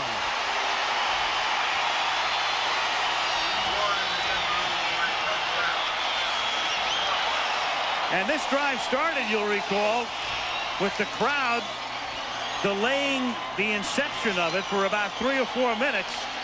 And yet he's able to march them down the field. Thanks mainly to the runs of Walker. And he scores himself to put him up by 9, going on 10. The surge up front that time belonged to the guys in the white shirt. Plus, I think the snap count appeared to take the Cardinals by surprise. Pelluer was into the end zone before there was much of a reaction. Zendejas just does boot it through. 13 plays on that drive. Herschel carried 9 times for 58 yards, and the Cowboys now lead by 10 with 5:23 to go. The daily jumbles. So there are the Zendejas. 5 of them, the brothers and the cousins. Now, who's with whom? You figure it out. They're jumbled up there. We'll have the answer for you. And for $200, you can buy a vowel from Vanna. That's right. Buy your own Zendejas. Dallas by 10. Kickoff fielded by Sikahema in the end zone. Sikahema takes it back out to the 29-yard line, and there's a marker down at the 16. Everson Walls made the tackle, and let's see about the penalty with Red Cashin telling us in a moment. 5:13 to play in the 4th period. It's been relatively penalty-free on the kicking game tonight. Hasn't been all that bad. 1 or 2 illegal downfields, but you can see this one coming. Personal foul against the Cowboys. I think he got that reversed. How could he point as a clip against the Cowboys? I thought, yeah. How can the coverage team clip?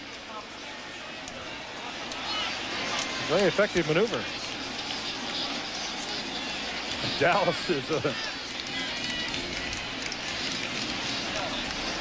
blocking below the waist on the kickoff. Number 52 of the kickers. Be a 15-yard penalty. First down and 10. Who is he blocking for? Well, that's Sean Scott, a linebacker for the Cowboys, blocking below the waist.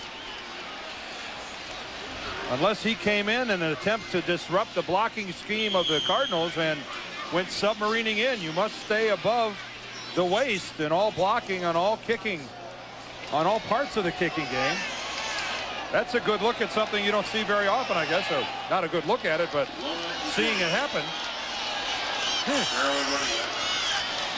Phoenix from the 43-yard line. Lomax out of the shotgun as they're down by 10, and he starts this drive by hitting J.T. Smith for a short gain. Clock down to 5 minutes now, and the Cardinals are down by 10, so they'll go without a huddle. A hurry-up offense. 2nd and 5.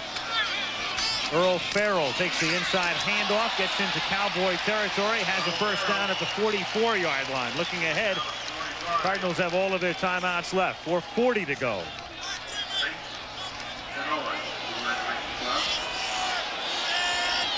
First and 10 from the 45. Lomax, incomplete, penalty marker. Marker thrown, intended that time for Jones. And a penalty back at the line of scrimmage against Phoenix.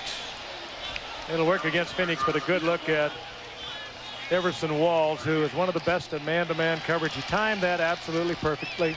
Came up, knocked it away. Holding number 64 on the offense. Still first down. Todd Pete having to work against Randy White. White made a move to the outside. I think Pete, in trying to go with Randy and his upfield move, ended up going to the ground and hooking him. There's Randy White's move to the outside, second guy in, and 64 Pete goes with him, and you can see him getting hold of him from behind, the right hand right in the middle of his back. Even if you're not holding him, it looks like you are, and it's going to draw the flag. First and 20. J.T. Smith, there's another penalty flag. Smith picks up 9 yards on that first and 20, but we'll see about the call. It stops the clock with 4:19 to play. This time, that'll be a first down, a big break for the Cardinals. Look at that shot. Is that from the blimp? Well, if it's not, there's a guy. Yeah, we got a major scoop. Right behind us and looking into. No, that's across the field Stadium. Holding number 24 on the defense. 5-yard penalty, first down and 10. Everson Walls, and that's a nice break because you go from first and 20 to first and 10 because of the defensive holding. A very nice break.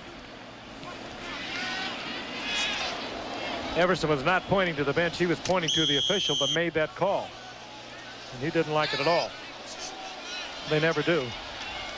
At the 50 now. Lomax in the shotgun on first and 10.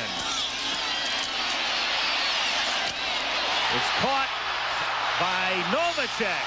And Novacek is out of bounds at the 23-yard line. The play is dead back at the 23, despite the fact the crowd thinks he's inside the 5. And Lomax is arguing whether or not he went out of bounds. But what an effort by Jay Novacek, whether he went out of bounds or not. What a play. What an effort to try to stay in bounds and make something happening when your team's 10 points behind. I think everybody, including ourselves, thought that he was going to be forced out right here. But he avoids that tackle, stays in. There it is. That's where he goes out of bounds, and a good call by the official. That was right at the 23. And give that offensive line credit again. They gave Lomax all the time he needed to get there, and it was a lot of time because Novacek came from completely across the field. On first and 10, it's caught in a lot of traffic by Novacek. Touchdown. All right. And a flag after the touchdown. Yeah, that was Manny Hendricks. He went right to the head on Novacek, and that'll be on the kickoff. So Jay Novacek gets what he deserves, and the Cardinals are trying to give Manny Hendricks more than the yellow flag. Where are my friends, he's saying. Well, we've seen a few cheap shots in this game, and Hendricks knew darn well that Novacek was well into the end zone when he goes right to the head. Well, good for Jay Novacek. Last year's starter, tight end, before his job was taken by Awalt. Good effort again. Breaking a tackle, breaking another tackle. He's got his eye on the end zone. He's going to get in there. And then comes the late hit. Hendricks. You cannot go to the head in this league. Doesn't matter who you are, who you play for, how many Pro Bowls, you can't go to the head.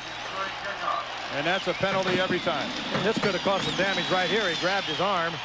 Novacek couldn't roll with the momentum. That could have been a separated shoulder. Well, the Cardinals, who've been sleeping offensively the entire second half, come alive in a hurry. What'd they use, a minute and a half? And the big play there, the holding against Emerson Walls. Del Greco, his extra point attempt is good. Difference in this game right now could still be that eschewed field goal attempt at the end of the first half when they opted for the trick play instead.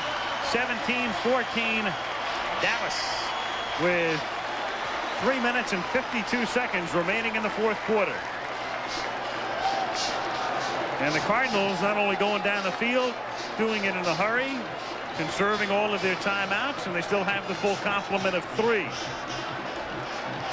There'll be some harsh words over that sideline by Ernie Stoutner to that defensive unit. They got the lead, looked like a commanding lead. They sort of relaxed, settled back, gave up a couple of big plays. This one is far from over. And there's Ernie Stoutner. Well, he's hot. He never played that way. He wouldn't know how to play that way. Hall of Famer with the Pittsburgh Steelers. He is angry. Novacek, interestingly enough, was originally drafted by the Cardinals as a wide receiver. They had him bulk up, put about 30 pounds on, 25 pounds on, to bulk up big enough to play tight end. This guy was a decathlete when he was in college, tried out for the Olympic team back in '84 and ended up finishing 5th in the Olympic trials. Pretty good all-around athlete, Jay Novacek. As I said earlier, had the starting job until about the 6th game of last year, and he has performed great here in the fourth quarter. Dallas by 3.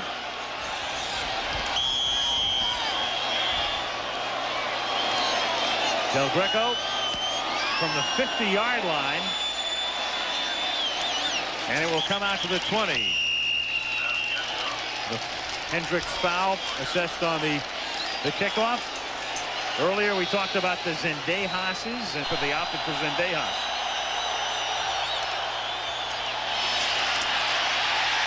Timmy Newsom for a gain of 2, and the Cowboys, what they really need here is at least 1 first down to take that clock down and make the Cardinals use their timeouts defensively.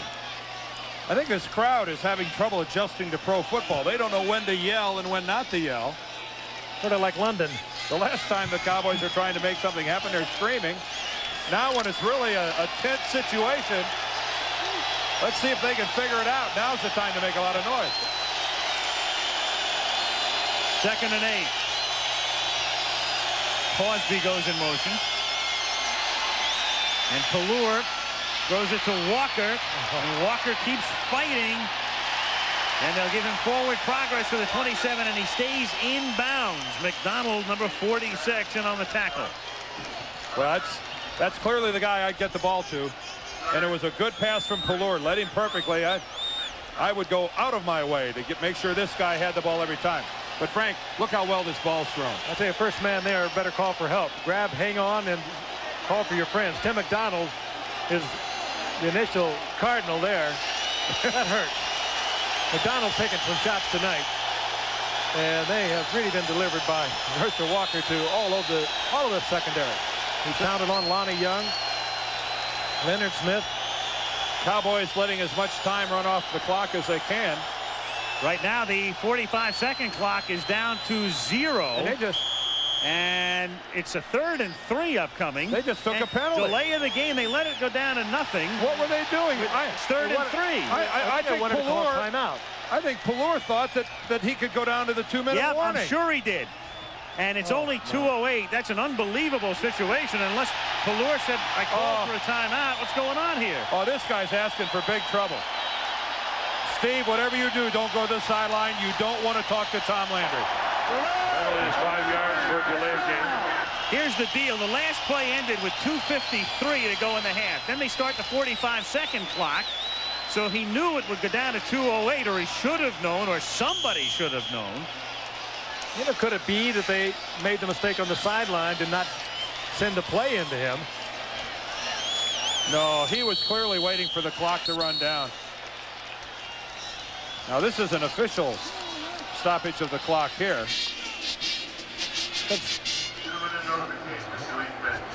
Here's Landry now. It's going to be a 3rd and 3. See, he's yelling at the officials. Why? Yeah, I think it might have been made on the sideline. He thought that it could be run off, and that was not the case. Instead, it's going to be 3rd down and 8 with 2 minutes to play. It's a very confusing situation with 3rd down and 9, and even after a delay of the game penalty, they begin to wind the clock, which is how we came down to the 2-minute warning. Stallings wanted to know what it was about. In the meantime, a critical 3rd and 8 here, because if Dallas gets the first down, the Phoenix Cardinals will have to take their timeouts on defense. And it's off Alexander's hands. And a flag is thrown. Oh, and 2 officials were right there. Both of them the exact distance away. One threw it and one didn't. Reggie Phillips with the coverage. And it could have come after the incompletion. Reggie Phillips was so aggressive, or he timed it just a little too early and made the contact. Let's see. Interference, number 45 on the defense. Touchdown. 2 guys are there. Let's see. Was there contact before the arrival of the football? That's all that counts. Reggie Phillips, the Cardinal defender. The break to the inside. Tough to tell, but from that angle, it looks like Phillips had his right hand on the hip of Alexander. They called it, he said 45, he meant 48 on the call. Reggie Phillips was the Cardinal defending. 1st and 10 from the 32 is Herschel Walker now, and this forces Phoenix to use its timeouts on defense, meaning if they get the ball back by stopping them, they will have no timeouts remaining. 17-14 Dallas, 1:47 to go.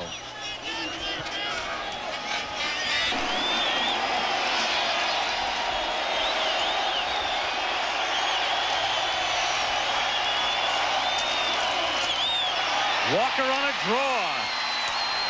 And close to a first down at the 42-yard line. Take a look at the interference once again, top of your screen. Again, the defender, Reggie Phillips, former Chicago Bear, playing it very tight, trying to prevent the first down. Makes the contact almost after the ball has come off the fingertips. It was so close. He's called for his right hand. The official behind him, the official to the right side, makes the call. And he sees, you see the flag coming in from the right. He saw the right hand on the back of Alexander. You know, I guess you can say you run the risk of drawing that flag if you're going to put your hand on the hip of the receiver. Get into a situation now where the Cardinals are going to have everyone up there hitting gaps, looking for the fumble, trying to jar the ball loose. You're going to see Herschel Walker with the football. Cardinals had just used their second timeout. They have 1 left. A first down will effectively end the game here. Cosby in motion.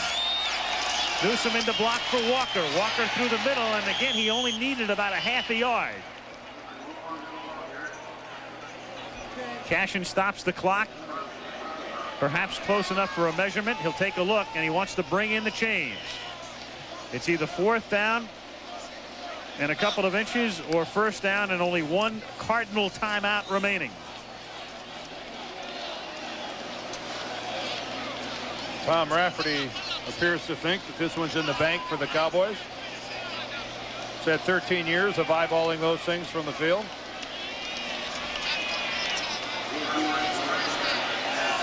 He's a little man in that group there now, Dan. Only about 260 pounds. And he's right. By a third of the length of the football. And the Cardinals can now only stop the clock once more. Not enough. Well, Tom, the legs may not be what they used to, but the eyes are just fine. This telecast is presented by the authority of the National Football League. It is intended for the private use of our audience. Any rebroadcast or any other use of this telecast without the expressed written consent of the National Football League is strictly prohibited. And that's that. First down, 42-yard line. Chandler in motion. Herschel Walker, and the Cardinals again can stop the clock just once more. And they do here. And our thanks to our crew, as always, headed by Ken Wolf, our producer, and Craig Janoff, who gets to stay home while directing. Pretty pictures tonight. Oh, beautiful. Great job, guys. Craig from the beautiful Valley of the Sun. Landry discusses things with Pallure. Our guys up here, George Hill, Malibu Kelly Hayes, the all-time spotting job from high above Sun Devil Stadium. Your designer spotter. That's right. Absolutely. Comes with his own bottled water. 140 yards for Herschel Walker tonight, and he makes it look so effortless. And the last game of last season, when the Cardinals, with a victory, could have gone to the playoffs, Herschel Walker, 137 yards. He likes the Cardinals. Isn't it? Oh, as I speak. Yep, here it is. The flip over the shoulder, it looks good, but it goes nowhere. Replays never change, do they? Second and 10 for Dallas from the 42-yard line, and they can run the clock out. And who better to do that than Walker? Oh, the one I was talking about a moment ago. With everyone in there tight, trying to strip the football. It's a great time for a back like a Walker to go all the way. So Dallas will be 1-1, and they avoid going 0-2 for the first time in 25 years. Washington is 1-1 after their come-from-behind win yesterday. The Giants are 1-1 after their incredible loss to the 49ers yesterday. Eagles are 1-1. And Phoenix, still a member of the NFC East despite the move west. What are their chances when they open the season? 0-2, 1-10 of going to the playoffs? That's right. And in this division, at best, 1-10. Steve Pallure with an interesting night once again for Dallas. But he's got a win in the bank. Walker, meanwhile, as we leave you, winds up with 149 yards on 29 carries. He scored their first touchdown. Pallure got their second on a sneak. Tom Landry will exchange well wishes with Gene Stallings, his former assistant, who goes back with his team a loser by 3, as in the first ever regular season game in Arizona, the Dallas Cowboys win it by a score of 17-14. Al Michaels, Frank Gifford, Dan Deerdorf saying goodnight from Tempe, Arizona. This ABC Sports exclusive has been brought to you by Mercedes-Benz. Engineered like no other car in the world. By Lowenbrau, German for the Lions Brew. 600 years of Bavarian heritage for a smooth, hearty taste. And by Allstate for home, auto, and life insurance. You're in good hands with Allstate. Saturday, ABC's college football has a doubleheader for you. The Michigan State Spartans host the 8th-ranked Fighting Irish of Notre Dame, and the national champion Miami Hurricanes take on the Wolverines of Michigan. And next week on ABC's Monday Night Football, an AFC divisional playoff rematch when the Indianapolis Colts visit the Cleveland Browns. Blimp provided by the Goodyear Tire and Rubber Company. This has been a presentation of ABC Sports, recognized around the world as the leader in sports television. We'll talk to you next Monday.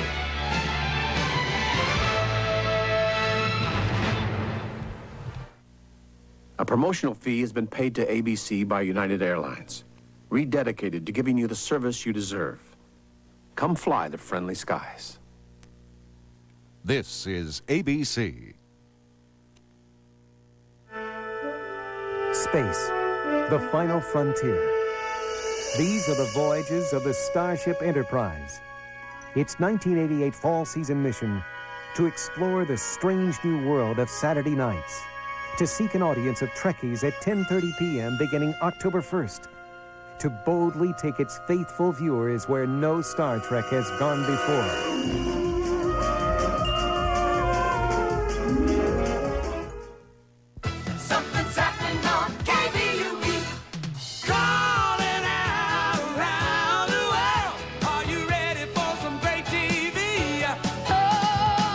It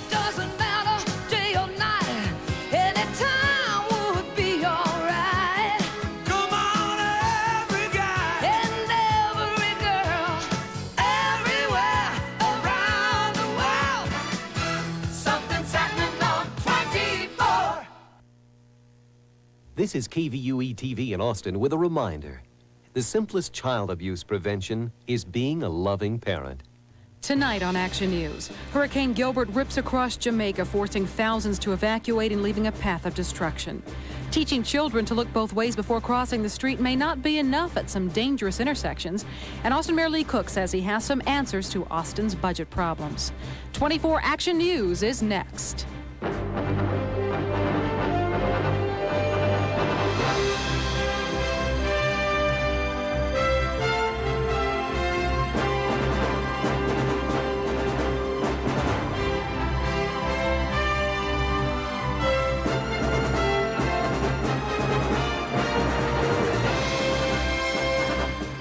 Good evening. Ron has the night off. Hurricane Gilbert is churning up the Caribbean with a vengeance. Not even Jamaica's highest mountain could slow down Gilbert.